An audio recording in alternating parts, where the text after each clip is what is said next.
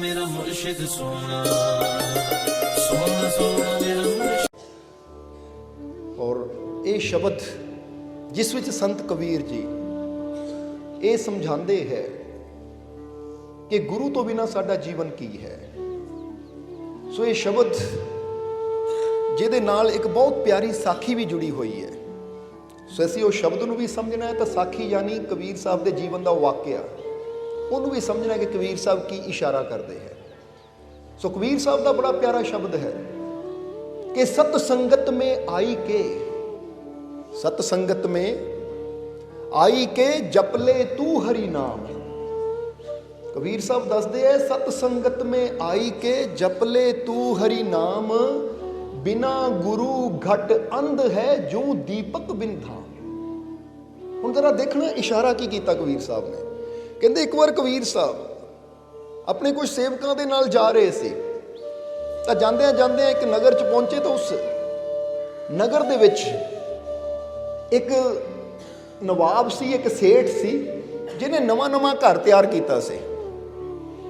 हुण जदों कबीर साहब उस नगर च पहुंचे तो उस सेठ नूं पता लगा तो उन्हें कबीर साहब के चरणों च बेनती की कि हे सतगुरु कबीर, मेरा नवा घर तैयार हो रहा है और बड़े सौभाग्य की गल है कि तुसी यात्रा करते इस नगर च आए हो। तो मैं अर्ज करदा हाँ कि मेरे घर दे विच अगर तुसी अपने पवित्र चरण पा जाओ तो मैनू बड़ी खुशी होएगी, मेरा घर सफल हो जाएगा। हुण जदों उसने बेनती की तो कबीर साहब उहदे प्रेम नूं देखदिया होया उसनूं कहंदे है ठीक है सेठ जी, जरूर आवांगे। हुण सेठ ने तैयारी की, घर च कबीर साहब का आसन लाया और कबीर साहब अपने सेवकों नाल उहदे घर पहुंच गए। हुण जदों घर विच बैठे, नवां घर, बड़ा आलीशान घर तैयार कर रहा सी सेठ, क्योंकि पैसे की कोई कमी नहीं सी, इसलिए बड़ा सुंदर बना रहा सी। अच्छे तो अच्छी मीनाकारी, अच्छे तो अच्छी कढ़ाई दीवारां ते करवा रहा सी, अच्छे तो अच्छे घर दे विच जिद्दां बंदा कहंदा सोफे कुर्सियां सब कुछ वधिया रख रहा सी। तो हुण जदों घर दे विच गए कबीर साहब तो सेठ दस रहा है कि महाराज देखो मैं इदां तैयार किया, मैं इदां तैयार किया, इत्थे आ चीज़ तैयार की, यानी अपने घर की जो भी उन्हें ना सुंदर तो सुंदर चीज़ सी कबीर साहब नूं दिखाने की कोशिश की। कबीर साहब नाले देखते सी नाले मुस्कुराते सी। फिर कबीर साहब बह गए अपने आसन पर जिथे उन्होंने सेठ ने तैयारी की सी बिठाने वास्ते। कबीर साहब ने बैठ गए कबीर साहब। तो हुण बैठिया बैठिया कबीर साहब ने सेठ नूं पुछया कि सेठ जी एक गल दसो, घर तो बड़ा सोहना बना लिया, घर तो बड़ा सुंदर बना लिया, ये जिंदगी भी सुंदर बनाने वास्ते कुछ किया कि नहीं, ये जीवन नूं भी सुंदर बनाने वास्ते कुछ किया या नहीं? जरा हम समझना सारे ने, क्योंकि ये सवाल जिहड़ा कबीर साहब ने सेठ नूं पुछया ना, ये सवाल किते ना किते सानू अपने आप ना पुछना चाहिए है सारिਆਂ ਨੂੰ कि असीं घर सोहना बना लेंदे आ, चीज़ां तो बड़ियां सोहणियां लै लैंदे आ कि मैनूं जुत्ती सोहनी चाहिदी है, मैनूं कपड़ा सोहना चाहिए, मैनूं मकान सोहना चाहिए, मैनूं कार मोटरसाइकिल या इत्थे तक के हत्थ 'च छोटा जिहा मोबाइल भी रखना ना, वो भी सोहना चाहिए है। सो बाहरलियां तां चीज़ां नूं असीं कहंदे मैनूं सोहनी चाहिदी है, पर की असीं अपने जीवन नूं भी सुंदर बनाउण दी कोशिश करदे हां या नहीं? ये याद रखो कि जद भी तुहाडी कीमत पैनी है ना, तां तुहाडी कीमत पैसे नाल, गड्डी नाल, मकानां नाल, कपड़े नाल नहीं पैनी। तुहाडी जद भी कीमत पैनी है तो तुहाडा जीवन की है, तुसीं की हो, उहदे नाल पैनी है। समझ आ रही कि नहीं? हुण एक बंदा कहे कि मेरे तन ते 10,000 का कपड़ा है पर मेरी अपनी कोई अच्छी करनी नहीं है, मेरी अपनी कोई अंदर मेरे गुण नहीं है, मेरी अपनी कोई अच्छाई नहीं है, तो फिर कपड़े का की फायदा? कपड़ा तो तुसीं ला के रख दिता, समझदे हो कि नहीं? या कह लो वो कपड़ा कोई चोरी कर सकता है या कपड़ा फट सकता है। सो तुहाडी वैल्यू असली की हुंदी है? तुहाडी वैल्यू है कि तुहाडी जो बॉडी है, तुहाडे अंदर है, तुहाडी सोच है, इत्थे कुछ गुण है, इत्थे कुछ अच्छाइयां है, इत्थे कुछ खूबियां है कि जे कपड़ा चला भी जाए तो मेरी अंदर वो खूबियां है कि इदां दे कपड़े मैं हज़ारां दोबारा खरीद लियाऊं। इहनूं कहंदे साडे अंदर गुण, साडे अंदर अच्छाई दा होना। समझ रहे हो कि नहीं? हुण एक बंदा कहंदा मेरे को इन्ने तोले सोना है, ये मेरी पहचान है, मेरे को इन्ने तोले सोना है, मेरे को इन्ना पैसा, ये मेरी पहचान है। तो जरा सोचो जी वो सोना चला जाए, वो पैसा चला जाए, मतलब बंदे की पहचान चली गई, फिर बंदे की वैल्यू की है? फिर तो बंदे की वैल्यू कोई ना रही, क्योंकि वो कोई भी चोरी कर सकता है। पर एक बंदा कहता है ये सोना, ये चांदी, ये हीरे मोती, मकान, ये चीज़ां मेरी पहचान नहीं है। मेरी पहचान है मेरे कर्म, मेरी पहचान है मेरे गुण, मेरा ज्ञान, मेरी समझ, और वो मेरे अंदर है। ਉਹਨੂੰ कोई मेरे तो चोरी नहीं कर सकता, ਉਹਨੂੰ कोई मेरे तो खो नहीं सकता। समझते हो कि नहीं? ਅੱਜ ਇਨਸਾਨ ਕੀ ਕਰਦਾ ਹੈ, ਆਪਣੀ ਪਹਿਚਾਣ ਬਾਹਰਲੀਆਂ ਚੀਜ਼ਾਂ ਨਾਲ ਬਣਾਉਣ ਦੀ ਕੋਸ਼ਿਸ਼ ਕਰਦਾ ਹੈ ਕਿ ਮੇਰੇ ਕੋ ਆਹ ਚੀਜ਼ ਬੜੀ ਹੋਵੇ ਤਾਂ ਮੇਰੀ ਪਹਿਚਾਣ ਬਣੇ। ਇੱਕ ਗੱਲ ਹਮੇਸ਼ਾ ਫਿਰ ਕਵਾਂਗੇ ਕਿ ਜਦੋਂ ਬਾਹਰਲੀਆਂ ਚੀਜ਼ਾਂ ਨਾਲ ਪਹਿਚਾਣ ਜੁੜਦੀ ਹੈ ਤਾਂ ਪਹਿਚਾਣ ਝੂਠੀ ਹੈ। ਪਰ ਜਦੋਂ ਅਸੀਂ ਆਪਣੇ ਅੰਦਰ ਖੂਬੀਆਂ ਪੈਦਾ ਕਰਦੇ ਹਾਂ, ਆਪਣੇ ਅੰਦਰ ਗੁਣ ਪੈਦਾ ਕਰਦੇ ਹਾਂ, ਤਾਂ ਫਿਰ ਉਹ ਸਾਡੀ ਅਸਲੀ ਪਹਿਚਾਣ ਬਣਦੀ ਹੈ। ਸਮਝਦੇ ਹੋ ਕਿ ਨਹੀਂ?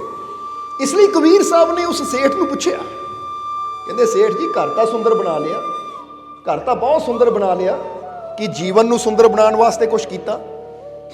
ਕਿ ਜ਼ਿੰਦਗੀ ਸੁੰਦਰ ਬਣ ਸਕੇ ਇਹਦੇ ਵਾਸਤੇ ਕੁਛ ਕੀਤਾ? ਜਰਾ ਹੁਣ ਤੁਸੀਂ ਵੀ ਸੋਚੋ ਕਿ ਸਾਡਾ ਜੀਵਨ ਸੁੰਦਰ ਬਣ ਸਕੇ, ਸਾਡੇ ਜੀਵਨ 'ਚ ਖੁਸ਼ੀਆਂ ਆ ਸਕਣ, ਸਾਡੇ ਜੀਵਨ 'ਚ ਆਨੰਦ ਆ ਸਕੇ, ਸਾਡੇ ਜੀਵਨ 'ਚ ਸ਼ਾਂਤੀ ਆ ਸਕੇ, ਸਾਡੇ ਜੀਵਨ 'ਚ ਸਫਲਤਾ ਆ ਸਕੇ, ਜਾਂ ਸਾਨੂੰ ਅੱਛੀ ਸਿਹਤ ਮਿਲ ਸਕੇ, ਉਹਦੇ ਵਾਸਤੇ ਅਸੀਂ ਕੁਛ ਕੀਤਾ? ਜਾਂ ਅਸੀਂ ਵੀ ਘਰ ਸੁੰਦਰ ਬਣਾਉਣ 'ਚ ਲੱਗੇ ਹੋਏ ਹਾਂ, ਜਾਂ ਅਸੀਂ ਵੀ ਬਾਹਰਲੀਆਂ ਚੀਜ਼ਾਂ ਨੂੰ ਹੀ ਅੱਛਾ ਬਣਾਉਣ 'ਚ ਲੱਗੇ ਹੋਏ ਹਾਂ? ਇਸ ਲਈ ਸਮਝਣਾ ਜ਼ਰਾ ਸਾਰਿਆਂ ਨੇ। ਇੱਥੇ ਅਸੀਂ ਫਿਰ ਕਵਾਂਗੇ ਬਾਹਰਲੀਆਂ ਚੀਜ਼ਾਂ ਅੱਛੀਆਂ ਬਣਾਉਣ ਦੇ ਵਾਸਤੇ ਇਹ ਮਿਹਨਤ ਕਰਦੇ ਆ ਨਾ, ਅੱਛੀ ਗੱਲ ਹੈ, ਪਰ ਉਹਦੇ ਨਾਲ ਨਾਲ ਆਪਣੇ ਜੀਵਨ ਨੂੰ ਵੀ ਸੁੰਦਰ ਬਣਾਉਣ ਵਾਸਤੇ ਸਾਨੂੰ ਮਿਹਨਤ ਕਰਨੀ ਚਾਹੀਦੀ ਹੈ। ਤਾਂ ਉਸ ਵੇਲੇ ਸੇਠ ਨੇ ਕਿਹਾ, ਜਦੋਂ ਕਬੀਰ ਸਾਹਿਬ ਨੇ ਪੁੱਛਿਆ, ਕਹਿੰਦਾ ਮਹਾਰਾਜ ਇਹ ਜੀਵਨ ਨੂੰ ਸੁੰਦਰ ਬਣਾਉਣ ਵਾਸਤੇ ਕਰ ਰਹੇ ਆ, ਦੇਖੋ ਘਰ ਸੋਹਣਾ, ਹੁਣ ਘਰ ਮੇਰਾ ਹੈ, ਜੇ ਘਰ ਸੋਹਣਾ ਹੋਏਗਾ ਤਾਂ ਮੇਰਾ ਜੀਵਨ ਸੁੰਦਰ ਬਣਦਾ ਹੈ। ਤਾਂ ਕਬੀਰ ਸਾਹਿਬ ਕਹਿੰਦੇ ਬਾਹਰਲੇ ਪਦਾਰਥਾਂ ਨਾਲ ਜੀਵਨ ਦੀ ਸੁੰਦਰਤਾ ਦਾ ਕੋਈ ਤਾਲੁਕ ਨਹੀਂ ਹੈ। ਜ਼ਰਾ ਗੌਰ ਕਰਨਾ, ਆਪਾਂ ਕਹਿੰਦੇ ਲਿੰਕ, ਕੋਈ ਇਹਦੇ ਨਾਲ ਕੋਈ ਮਤਲਬ ਨਹੀਂ ਹੈ, ਤਾਲੁਕ ਨਹੀਂ ਹੈ ਕਿ ਮੇਰਾ ਘਰ ਸੋਹਣਾ ਹੋ। ਕਈ ਵਾਰ ਘਰ ਬਹੁਤ ਸੋਹਣਾ ਹੁੰਦਾ ਹੈ ਪਰ ਉਹਦੇ 'ਚ ਰਹਿਣ ਵਾਲੇ ਬੰਦੇ ਬੜੇ ਕ੍ਰੋਧ ਨਾਲ ਭਰੇ ਹੁੰਦੇ ਹੈ, ਜਾਂ ਉਹਦੇ 'ਚ ਰਹਿਣ ਵਾਲੇ ਬੰਦੇ ਬੜੇ ਅਸ਼ਾਂਤ ਹੁੰਦੇ, ਉਹਨਾਂ ਦੇ ਅੰਦਰ ਸ਼ਾਂਤੀ ਨਹੀਂ ਹੁੰਦੀ, ਜਾਂ ਬੜੇ ਹੰਕਾਰੀ ਹੁੰਦੇ ਆ ਕਿ ਉਹਨਾਂ ਅੰਦਰ ਨਿਮਰਤਾ ਹੁੰਦੀ ਨਹੀਂ ਹੈ। ਕਈ ਜਗ੍ਹਾ ਦੇਖੋਗੇ ਨਾ, ਘਰ ਤਾਂ ਬੜਾ ਉੱਚਾ ਹੋਏਗਾ, ਗੱਡੀ ਤਾਂ ਬੜੀ ਵੱਡੀ ਹੋਏਗੀ, ਪਰ ਬੰਦਾ ਜਿਹੜਾ ਵਿੱਚ ਬੈਠਾ ਹੋਏਗਾ ਉਹਦੀ ਸੋਚ ਇੰਨੀ ਨੀਵੀਂ ਹੋਏਗੀ ਕਿ ਦੂਜਿਆਂ ਦੀ ਕਦਰ ਹੀ ਨਹੀਂ ਕਰੇਗਾ, ਦੂਜਿਆਂ ਨੂੰ ਬੇਇੱਜ਼ਤ ਕਰੇਗਾ, ਦੂਜਿਆਂ ਨੂੰ ਇਦਾਂ ਕੋੜਾ ਬੋਲੇਗਾ ਕਿ ਇਸ ਤਰ੍ਹਾਂ ਜਿਸ ਤਰ੍ਹਾਂ ਕੋਈ ਪੱਥਰ ਮਾਰ ਦਿੰਦਾ ਹੈ ਨਾ, ਉਹਦੇ ਸ਼ਬਦ ਹੀ ਇਦਾਂ ਦਾ ਪੱਥਰ ਦਾ ਕੰਮ ਕਰਦੇ ਕਿ ਦੂਜੇ ਦਾ ਦਿਲ ਤੋੜ ਕੇ ਰੱਖ ਦਿੰਦੇ ਹੈ। ਸੋ ਹੁਣ ਜਦੋਂ ਕਬੀਰ ਸਾਹਿਬ ਨੇ ਇਹ ਗੱਲ ਕਹੀ ਔਰ ਨਾਲ ਇਹ ਵੀ ਕਿਹਾ ਕਿ ਸੇਠ ਜੀ ਇਹ ਜੀਵਨ ਨੂੰ ਸੁੰਦਰ ਬਣਾਉਣ ਵਾਸਤੇ ਕੁਛ ਕੀਤਾ? ਉਹ ਕਹਿੰਦੇ ਕਰ ਰਹੇ ਆ। ਕਬੀਰ ਸਾਹਿਬ ਕਹਿੰਦੇ ਨਹੀਂ, ਮਕਾਨ ਨੂੰ ਸੁੰਦਰ ਬਣਾਉਣਾ ਅਲੱਗ ਚੀਜ਼ ਹੈ, ਤਾਂ ਜੀਵਨ ਨੂੰ ਸੁੰਦਰ ਬਣਾਉਣਾ ਅਲੱਗ ਚੀਜ਼ ਹੈ। ਸਮਝਦੇ ਹੋ ਕਿ ਨਹੀਂ? ਤਾਂ ਉਸ ਲਈ ਸੇਠ ਨੇ ਕਿਹਾ ਮਹਾਰਾਜ ਫਿਰ ਇਹ ਜੀਵਨ ਨੂੰ ਸੁੰਦਰ ਬਣਾਉਣ ਵਾਸਤੇ ਕੀ ਕਰਨਾ ਚਾਹੀਦਾ ਹੈ? ਤਾਂ ਉਸ ਲਈ ਕਬੀਰ ਸਾਹਿਬ ਕਹਿੰਦੇ ਸੇਠ ਜੀ ਪਹਿਲਾਂ ਇਹ ਦੱਸੋ, ਇਹ ਘਰ ਨੂੰ ਸੁੰਦਰ ਬਣਾਉਣ ਵਾਸਤੇ ਤੁਸੀਂ ਕੀ ਕੀਤਾ? ਕਹਿੰਦਾ ਜੀ ਇਹ ਘਰ ਨੂੰ ਸੁੰਦਰ ਬਣਾਉਣ ਵਾਸਤੇ ਮੈਂ ਚੰਗਾ ਸਮਾਨ ਇਕੱਠਾ ਕੀਤਾ ਔਰ ਚੰਗੇ ਕਾਰੀਗਰ ਲੱਭੇ। ਕਿਉਂਕਿ ਦੋ ਚੀਜ਼ਾਂ ਹੈ ਘਰ ਨੂੰ ਸੋਹਣਾ ਬਣਾਉਣ ਵਾਸਤੇ, ਕੀ ਕਰਨਾ ਪੈਂਦਾ ਸਾਨੂੰ? ਇੱਕ ਤਾਂ ਉਹ ਜਿਹੜੀ ਇੱਟ ਲੱਗਣੀ ਹੈ ਉਹ ਚੰਗੀ ਹੋਣੀ ਚਾਹੀਦੀ ਹੈ, ਕਿਉਂਕਿ ਜਿੱਦਾਂ ਤੁਸੀਂ ਕਹਿੰਦੇ ਨਾ ਇੱਕ ਇੱਟ ਅੱਬਲ ਹੁੰਦੀ ਹੈ ਤੇ ਇੱਕ ਇੱਟ ਦੋਮ ਸ਼ਾਇਦ ਹੁੰਦੀ ਹੈ, ਇੱਕ ਉਹ ਤੋਂ ਵੀ ਘਟੀਆ ਹੁੰਦੀ ਹੈ ਜਿਹੜੀ ਕਿ ਆਪਣੇ ਟੁੱਟ ਬੜੀ ਜਲਦੀ ਜਾਂਦੀ ਹੈ। ਪਰ ਜੇ ਅੱਬਲ ਇੱਟ ਲਾਉਂਦਾ ਹੈ ਬੰਦਾ, ਵਧੀਆ ਇੱਟ ਲਾਉਂਦਾ ਹੈ, ਤਾਂ ਮਕਾਨ ਦੀਵਾਰ ਵੀ ਮਜ਼ਬੂਤ ਬਣਦੀ ਹੈ। ਫਿਰ ਸੀਮਟ ਬੰਦਾ ਵਧੀਆ ਲਾਉਂਦਾ, ਇੱਕ ਤਾਂ ਹੁੰਦਾ ਨਾ ਮਿਲਾਵਟੀ ਸੀਮਟ, ਜਿੱਦਾਂ ਦੇਖੇ ਨਾ ਕਈ ਇਦਾਂ ਦਾ ਸੀਮਟ ਲਾਉਂਦੇ ਆ ਕਿ ਸੀਮਟ ਥੋੜਾ ਪਾਉਂਦੇ, ਰੇਤ ਜ਼ਿਆਦਾ ਪਾਉਂਦੇ ਤਾਂ ਬੜੇ ਬੜੇ ਬਿਲਡਿੰਗਾਂ ਬੜੇ ਬੜੇ ਪੁਲ ਹੀ ਗਿਰ ਜਾਂਦੇ ਆ। ਇਹਦਾ ਮਤਲਬ ਘਟੀਆ ਮਟੀਰੀਅਲ ਲਾਵਾਂਗੇ ਤਾਂ ਫਿਰ ਚੀਜ਼ ਗਿਰਨੀ ਹੈ। ਸੋ ਮਟੀਰੀਅਲ ਵਧੀਆ ਚਾਹੀਦਾ ਹੈ ਮਕਾਨ ਬਣਾਉਣ ਵਾਸਤੇ, ਔਰ ਦੂਜਾ ਕੀ ਚਾਹੀਦਾ ਹੈ? ਕਾਰੀਗਰ ਵਧੀਆ ਚਾਹੀਦਾ ਹੈ। ਹੁਣ ਮਟੀਰੀਅਲ ਜਿੰਨਾ ਮਰਜ਼ੀ ਗੁੱਡ ਕੁਆਲਿਟੀ ਦਾ ਦੇ ਦਿਓ, ਪਰ ਜੇ ਕਾਰੀਗਰੀ ਵਧੀਆ ਨਾ ਹੋਏਗਾ ਤਾਂ ਫਿਰ ਉਹਨਾਂ ਕੀ ਕਰਨਾ ਹੈ? ਉਹਨਾਂ ਗੁੱਡ ਨੂੰ ਵੀ ਬੈਡ ਕਰ ਦੇਣਾ ਹੈ। ਇਸ ਲਈ ਉਹਨਾਂ ਕਿਹਾ ਜੀ ਇੱਕ ਤਾਂ ਸਮਾਨ ਵਧੀਆ ਚਾਹੀਦਾ ਹੈ। ਜਦੋਂ ਕਬੀਰ ਸਾਹਿਬ ਨੇ ਕਿਹਾ ਕਿ ਸੇਠ ਜੀ ਪੁੱਛ ਰਹੇ ਹੋ ਕਿ ਜੀਵਨ ਨੂੰ ਵਧੀਆ ਬਣਾਉਣ ਵਾਸਤੇ ਕੀ ਕਰਨਾ ਹੈ, ਇਹ ਜੀਵਨ ਕਿੱਦਾਂ ਵਧੀਆ ਬਣੇ, ਤਾਂ ਪਹਿਲਾਂ ਇਹ ਦੱਸੋ ਮਕਾਨ ਨੂੰ ਵਧੀਆ ਬਣਾਉਣ ਵਾਸਤੇ ਕੀ ਕਰਨਾ ਪੈਂਦਾ ਹੈ? ਤਾਂ ਸੇਠ ਨੇ ਜਵਾਬ ਦਿੱਤਾ ਕਿ ਮਹਾਰਾਜ ਪਹਿਲੀ ਗੱਲ ਤਾਂ ਸਮਾਨ ਵਧੀਆ ਚਾਹੀਦਾ ਜਿੰਨਾ ਮਕਾਨ ਤਿਆਰ ਹੋਣਾ ਹੈ, ਔਰ ਦੂਜੀ ਗੱਲ ਉਹ ਕਾਰੀਗਰ ਵਧੀਆ ਚਾਹੀਦਾ ਹੈ ਜਿਹਨਾਂ ਮਕਾਨ ਤਿਆਰ ਕਰਨਾ ਹੈ। ਇਸ ਲਈ ਦੇਖੋ ਅੱਜ ਕਿੱਦਾਂ ਬੂਟੀਆਂ ਦੀ ਕਢਾਈ ਕੀਤੀ ਹੋਈ ਹੈ, ਫੁੱਲਾਂ ਦੀ ਕਢਾਈ ਕੀਤੀ, ਬੜੇ ਵਧੀਆ ਕਾਰੀਗਰ ਨੇ ਇਹ ਕੰਮ ਕੀਤੇ ਹੈ। ਤਾਂ ਕਬੀਰ ਸਾਹਿਬ ਕਹਿੰਦੇ ਬਸ ਫਿਰ ਜਿੱਦਾਂ ਇਹ ਦੁਨਿਆਵੀ ਮਕਾਨ ਨੂੰ ਬਣਾਉਣ ਵਾਸਤੇ ਮਟੀਰੀਅਲ, ਇਹ ਤਾਂ ਅਸੀਂ ਕਹਿ ਰਹੇ ਮਟੀਰੀਅਲ, ਕਬੀਰ ਸਾਹਿਬ ਨੇ ਕਿਹਾ ਸਮਾਨ ਵਧੀਆ ਚਾਹੀਦਾ ਹੈ ਔਰ ਕਾਰੀਗਰ ਵਧੀਆ ਚਾਹੀਦਾ ਹੈ। ਇਸੇ ਤਰ੍ਹਾਂ ਇਨਸਾਨ ਦੇ ਜੀਵਨ ਨੂੰ ਵਧੀਆ ਬਣਾਉਣ ਵਾਸਤੇ ਵੀ ਕਿਹੜੀ ਚੀਜ਼ ਦੀ ਜ਼ਰੂਰਤ ਹੈ ਕਿ ਇਨਸਾਨ ਦਾ ਜੀਵਨ ਅਗਰ ਵਧੀਆ ਬਣਾਉਣਾ ਚਾਹੁੰਦਾ ਹੈ ਤਾਂ ਉੱਥੇ ਵੀ ਸਾਨੂੰ ਉਹ ਕਾਰੀਗਰ ਦੀ ਜ਼ਰੂਰਤ ਹੈ। ਔਰ ਉੱਥੇ ਕਾਰੀਗਰ ਦਾ ਕੰਮ ਕੌਣ ਕਰਦਾ ਹੈ? ਗੁਰੂ, ਮੁਰਸ਼ਦ। ਔਰ ਮਟੀਰੀਅਲ ਵਧੀਆ ਚਾਹੀਦਾ। ਮਟੀਰੀਅਲ ਦਾ ਮਤਲਬ ਕੀ ਹੈ ਕਿ ਸਾਡੇ ਅੰਦਰ ਕੀ ਜਾ ਰਿਹਾ ਹੈ, ਭੋਜਨ ਕਿੱਦਾਂ ਦਾ ਕਰ ਰਹੇ ਹਾਂ, ਪਾਣੀ ਕਿੱਦਾਂ ਦਾ ਪੀ ਰਹੇ ਹਾਂ, ਔਰ ਖਿਆਲਾਤ ਵਿਚਾਰ ਸਾਡੇ ਅੰਦਰ ਕੈਸੇ ਜਾ ਰਹੇ, ਜੋ ਸਾਡੇ ਅੰਦਰ ਜਾ ਰਿਹਾ ਮਟੀਰੀਅਲ ਤਿਆਰ ਹੋ ਰਿਹਾ ਜਿਹਦੇ ਨਾਲ ਸਾਡਾ ਜੀਵਨ ਬਣਨਾ ਹੈ। ਹੁਣ ਜੇ ਅਸੀਂ ਅੱਛਾ ਜੀਵਨ ਬਣਾਉਣਾ ਚਾਹੁੰਦੇ ਹਾਂ, ਅੱਛੀ ਜ਼ਿੰਦਗੀ ਬਣਾਉਣੀ ਚਾਹੁੰਦੇ ਹਾਂ, ਤਾਂ ਪਹਿਲਾਂ ਸਾਨੂੰ ਚੈੱਕ ਕਰਨਾ ਪਏਗਾ ਦੋ ਚੀਜ਼ਾਂ ਨੂੰ। ਕਿਹੜੀ ਕਿਹੜੀ? ਕਿ ਮੇਰੇ ਅੰਦਰ ਮਟੀਰੀਅਲ ਕੀ ਜਾ ਰਿਹਾ ਹੈ, ਤਾਂ ਨਾਲੇ ਕਾਰੀਗਰ ਮੇਰਾ ਕੈਸਾ ਹੈ। ਕਾਰੀਗਰ ਦਾ ਮਤਲਬ ਮੈਨੂੰ ਸਿੱਖਿਆ ਦੇਣ ਵਾਲਾ, ਇਹ ਮਟੀਰੀਅਲ ਨੂੰ ਸਹੀ ਜਗ੍ਹਾ ਫਿੱਟ ਕਰਨ ਵਾਲਾ ਮੇਰਾ ਮੁਰਸ਼ਿਦ ਕੈਸਾ ਹੈ। ਹੁਣ ਇਹਨੂੰ ਦੁਨਿਆਵੀ ਤੌਰ ਤੇ ਇਦਾਂ ਸਮਝ ਲਓ ਕਿ ਇੱਕ ਨੌਜਵਾਨ ਜਿਮ 'ਚ ਜਾਂਦਾ ਹੈ ਨਾ, ਹੁਣ ਜਿਮ 'ਚ ਉਹਨੂੰ ਦੋ ਚੀਜ਼ਾਂ ਚਾਹੀਦੀਆਂ, ਇੱਕ ਤਾਂ ਖੁਰਾਕ ਅੱਛੀ ਚਾਹੀਦੀ ਹੈ, ਦੂਜਾ ਅੱਗੇ ਕੋਚ ਅੱਛਾ ਚਾਹੀਦਾ ਹੈ ਜਿਹੜਾ ਉਹਨੂੰ ਦੱਸ ਸਕੇ ਕਿ ਅਗਰ ਖੁਰਾਕ ਲੈ ਰਿਹਾ ਤਾਂ ਇਹਨਾਂ ਮਸਲ ਕਿੱਦਾਂ ਬਣਨੇ ਆ। ਸਮਝ ਆ ਰਹੀ ਕਿ ਨਹੀਂ ਸਾਡੀ ਗੱਲ? ਹੁਣ ਜਿਹੜਾ ਬੰਦਾ ਖੁਰਾਕ ਤਾਂ ਵਧੀਆ ਲਈ ਜਾਵੇ ਪਰ ਅੱਗੇ ਕੋਚ ਵਧੀਆ ਨਾ ਹੋਵੇ ਦੱਸਣ ਵਾਲਾ, ਤਾਂ ਉਹਦੀ ਫੈਟ ਹੀ ਵਧੀ ਜਾਣੀ ਹੈ, ਉਹਨਾਂ ਉੱਦਾਂ ਮੋਟਾ ਹੋਈ ਜਾਣਾ, ਮਸਲ ਨਹੀਂ ਬਣਨੇ। ਤਾਂ ਜਿਹੜੇ ਬੰਦੇ ਦਾ ਕੋਚ ਵਧੀਆ ਹੋਵੇ ਨਾਲ ਖੁਰਾਕ ਵੀ ਵਧੀਆ ਹੋਵੇ, ਫਿਰ ਦੇਖਦਿਆਂ ਉਹਦੀ ਗਰੋਥ ਹੁੰਦੀ ਹੈ। ਫਿਰ ਉਹਦੀ ਜਿਹੜੀ ਬਾਡੀ ਦੀ ਗਰੋਥ ਹੁੰਦੀ ਹੈ ਤਾਂ ਦੇਖਣ ਨੂੰ ਵੀ ਉਹਦੇ ਮਸਲ ਬਣਦੇ ਆ, ਸੋਹਣਾ ਲੱਗਦਾ ਹੈ। ਸੋ ਇੱਕ ਮਿਸਾਲ ਦੇ ਰਹੇ ਹਾਂ ਅਸੀਂ, ਖਾਸ ਕਰਕੇ ਉਹਨਾਂ ਨੌਜਵਾਨਾਂ ਨੂੰ ਇਹਦੀ ਜਲਦੀ ਸਮਝ ਆ ਜਾਏਗੀ ਜਿਹੜੇ ਜਿਮ ਜਾਂਦੇ ਆ ਕਿ ਬਿਨਾਂ ਕੋਚ ਤੋਂ ਤਾਂ ਬਿਨਾਂ ਡਾਈਟ ਤੋਂ ਅਸੀਂ ਅੱਛੀ ਸਿਹਤ ਨਹੀਂ ਬਣਾ ਸਕਦੇ। ਪਰ ਉੱਥੇ ਵੀ ਜ਼ਰੂਰਤ ਹੈ, ਕੋਚ ਅੱਛਾ ਹੋਵੇ, ਡਾਈਟ ਨਾ ਹੋਵੇ ਤਾਂ ਵੀ ਗੱਲ ਨਹੀਂ ਬਣਦੀ। ਯਾਨੀ ਦੱਸਣ ਵਾਲਾ ਟੀਚਰ ਅੱਛਾ ਹੋਵੇ ਪਰ ਉੱਥੇ ਡਾਈਟ ਨਾ ਹੋਵੇ, ਖੁਰਾਕ ਨਾ ਹੋਵੇ ਤਾਂ ਵੀ ਗੱਲ ਨਹੀਂ ਬਣਨੀ। ਤਾਂ ਜੇ ਖੁਰਾਕ ਹੋਵੇ, ਕੋਚ ਨਾ ਹੋਵੇ ਤਾਂ ਵੀ ਗੱਲ ਨਹੀਂ ਬਣਨੀ। ਇਹ ਦੋ ਚੀਜ਼ਾਂ ਦਾ ਬੜਾ ਰੋਲ ਹੈ, ਚਾਹੇ ਉਹ ਫਿਜ਼ੀਕਲ ਬਾਡੀ ਹੈ ਤਾਂ ਉਹ ਦੋ ਚੀਜ਼ਾਂ ਦਾ ਬੜਾ ਰੋਲ ਹੈ, ਚਾਹੇ ਉਹ ਮੈਂਟਲੀ ਤੌਰ ਤੇ ਇਹ ਮਨ, ਚਾਹੇ ਆਤਮਾ ਦੀ ਗੱਲ ਹੈ। ਹੁਣ ਇੱਥੇ ਸਾਨੂੰ ਵੀ ਦੋ ਚੀਜ਼ਾਂ ਦਾ ਧਿਆਨ ਰੱਖਣਾ ਪਏਗਾ ਅਗਰ ਅਸੀਂ ਚਾਹੁੰਦੇ ਹਾਂ ਸਾਡਾ ਜੀਵਨ ਅੱਛਾ ਬਣੇ, ਅਗਰ ਅਸੀਂ ਚਾਹੁੰਦੇ ਸਾਡੀ ਜ਼ਿੰਦਗੀ ਇੰਨੀ ਮਜ਼ਬੂਤ ਬਣੇ। ਕਿਉਂਕਿ ਮਜ਼ਬੂਤ ਬਣਨਾ ਚਾਹੁੰਦੇ ਹੋ ਕਿ ਨਹੀਂ ਤੁਸੀਂ, ਕਿ ਇੰਨੇ ਮਜ਼ਬੂਤ ਬਣੀਏ ਕਿ ਮੁਸ਼ਕਿਲਾਂ, ਪਰੇਸ਼ਾਨੀਆਂ, ਤੂਫਾਨਾਂ, ਯਾਨੀ ਮੁਸ਼ਕਿਲਾਂ ਪਰੇਸ਼ਾਨੀਆਂ ਦੇ ਤੂਫਾਨ ਆਉਣ ਨਾ, ਇਹ ਮੁਸ਼ਕਿਲਾਂ ਦੇ ਤੂਫਾਨ ਆਉਣ ਵੀ ਤੇ ਅਸੀਂ ਇੰਨੇ ਮਜ਼ਬੂਤ ਹੋਈਏ ਕਿ ਇਹਦਾ ਅਸਰ ਸਾਡੇ ਜੀਵਨ ਤੇ ਹੋਵੇ ਹੀ ਨਾ, ਇਹਨਾਂ ਦਾ ਅਸਰ ਸਾਡੇ ਜੀਵਨ ਤੇ ਹੋਵੇ ਹੀ ਨਾ, ਇਦਾਂ ਦੇ ਮਜ਼ਬੂਤ।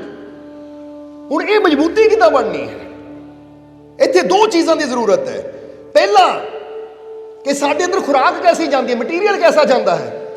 ਕਿ ਕੋਈ ਵੀ ਚੀਜ਼ ਖਾਣੀ ਹੈ ਤਾਂ ਇਹ ਹਮੇਸ਼ਾ ਧਿਆਨ ਰੱਖੋ ਕਿ ਜੋ ਮੈਂ ਖਾ ਰਿਹਾ ਇਹਨੇ ਮੇਰੀ ਬਾਡੀ ਬਣਨੀ ਹੈ, ਇਹ ਮੈਂ ਅੱਛੀ ਖੁਰਾਕ ਆਪਣੇ ਜਿਸਮ ਨੂੰ ਦੇ ਰਿਹਾ ਜਾਂ ਫਿਰ ਮਾੜੀ ਖੁਰਾਕ ਦੇ ਰਿਹਾ। ਇਸ ਲਈ ਅਸੀਂ ਦੱਸਿਆ ਕਿ ਖਾਂਦੇ ਆ ਉਹ ਵੀ ਸਮਝ ਲਓ ਸਮਾਨ ਹੈ ਜੋ ਸਾਡੇ ਅੰਦਰ ਜਾ ਰਿਹਾ ਹੈ, ਜਿਹਨਾਂ ਸਾਡੇ ਜੀਵਨ ਦੇ ਮਕਾਨ ਨੂੰ ਤਿਆਰ ਕਰਨਾ ਹੈ। ਜੋ ਅਸੀਂ ਦੇਖਦੇ ਆ ਉਹ ਵੀ ਇੱਕ ਸਮਾਨ ਹੈ ਜੋ ਸਾਡੇ ਅੰਦਰ ਜਾ ਰਿਹਾ ਹੈ।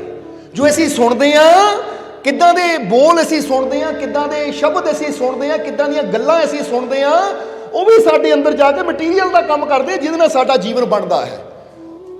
ਹੁਣ ਅੱਛਾ ਦੇਖਣਾ, ਅੱਛਾ ਸੁਣਨਾ, ਅੱਛਾ ਖਾਣਾ, ਅਗਰ ਇਹ ਚੀਜ਼ਾਂ ਦਾ ਅਸੀਂ ਧਿਆਨ ਰੱਖਦੇ ਆ ਔਰ ਨਾਲ ਨਾਲ ਉਹ ਗੁਰੂ ਮਿਲ ਜਾਂਦਾ ਹੈ, ਮੁਰਸ਼ਿਦ ਮਿਲ ਜਾਂਦਾ ਹੈ ਜੋ ਸਾਨੂੰ ਜ਼ਿੰਦਗੀ ਜੀਣ ਦਾ ਰਸਤਾ ਦਿਖਾਉਂਦਾ ਹੈ, ਤਾਂ ਫਿਰ ਸਾਡੀ ਜ਼ਿੰਦਗੀ ਇੰਨੀ ਵਧੀਆ ਬਣ ਜਾਂਦੀ ਹੈ ਕਿ ਸਾਡੇ ਜੀਵਨ 'ਚ ਦੁੱਖਾਂ ਤਕਲੀਫਾਂ ਦਾ ਵੀ ਪ੍ਰਭਾਵ ਨਹੀਂ ਪੈਂਦਾ ਔਰ ਅਸੀਂ ਜੀਵਨ ਦੇ ਹਰ ਮੈਦਾਨ ਨੂੰ ਜਿੱਤਦੇ ਚਲੇ ਜਾਂਦੇ ਹਾਂ, ਕਾਮਯਾਬ ਹੁੰਦੇ ਚਲੇ ਜਾਂਦੇ ਹਾਂ। ਇਹ ਯਾਦ ਰੱਖਣਾ ਹਮੇਸ਼ਾ। ਇਸ ਲਈ ਇੱਥੇ ਗੁਰੂ ਦੀ ਜ਼ਰੂਰਤ ਹੈ। ਸੋ ਕਬੀਰ ਸਾਹਿਬ ਉਹਨੂੰ ਕਹਿ ਰਹੇ ਹੈ ਔਰ ਸੇਠ ਨੇ ਕਿਹਾ ਮਾਰੇ ਦੋ ਚੀਜ਼ਾਂ ਦੀ ਲੋੜ ਹੈ, ਅੱਛੇ ਸਮਾਨ ਦੀ ਔਰ ਅੱਛੇ ਕਾਰੀਗਰ ਦੀ। ਤਾਂ ਕਬੀਰ ਸਾਹਿਬ ਕਹਿੰਦੇ ਬਸ ਸੇਠ ਜੀ, ਇਹ ਜੀਵਨ ਦੇ ਮਕਾਨ ਨੂੰ ਸੁੰਦਰ ਬਣਾਉਣ ਵਾਸਤੇ ਵੀ ਅੱਛੇ ਸਮਾਨ ਦੀ, ਔਰ ਉਹ ਸਮਝ ਹੀ ਗਏ ਹੋ ਤੁਸੀਂ ਕਿ ਅੱਛਾ ਭੋਜਨ, ਅੱਛੇ ਵਿਚਾਰ, ਅੱਛਾ ਸੁਣਨਾ, ਅੱਛਾ ਦੇਖਣਾ, ਯਾਨੀ ਕਹਾਂਗੇ ਪੋਜ਼ਿਟਿਵਿਟੀ ਦੇਖਣੀ, ਪੋਜ਼ਿਟਿਵ ਦੇਖਣਾ, ਪੋਜ਼ਿਟਿਵ ਸੋਚਣਾ, ਪੋਜ਼ਿਟਿਵ ਸੁਣਨਾ।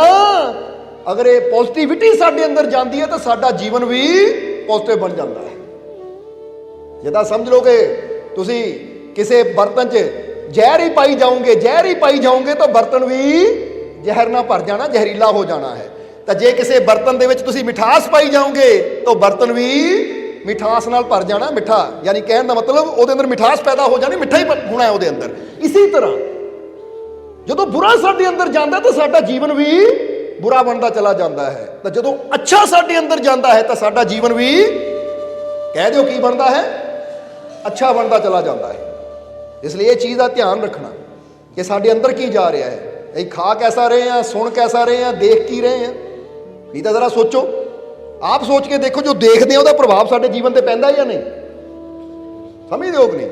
ਤੁਸੀਂ ਨਾ ਕਿਸੇ ਸੰਤ ਮਹਾਂਪੁਰਸ਼ ਦੀ ਜ਼ਿੰਦਗੀ ਬਾਰੇ ਦੇਖੋ ਜਾਂ ਕਿਸੇ ਸੰਤ ਮਹਾਂਪੁਰਸ਼ ਦੇ ਸਤਸੰਗ ਨੂੰ ਦੇਖੋ ਨਾ, ਦਰਸ਼ਨ ਕਰੋ, ਤਾਂ ਧਿਆਨ ਆਪਣੇ ਆਪ ਪੋਜ਼ਿਟਿਵਿਟੀ ਨਾਲ ਭਰ ਜਾਂਦਾ ਹੈ, ਰੱਬ ਵੱਲ ਜਾਂਦਾ ਹੈ।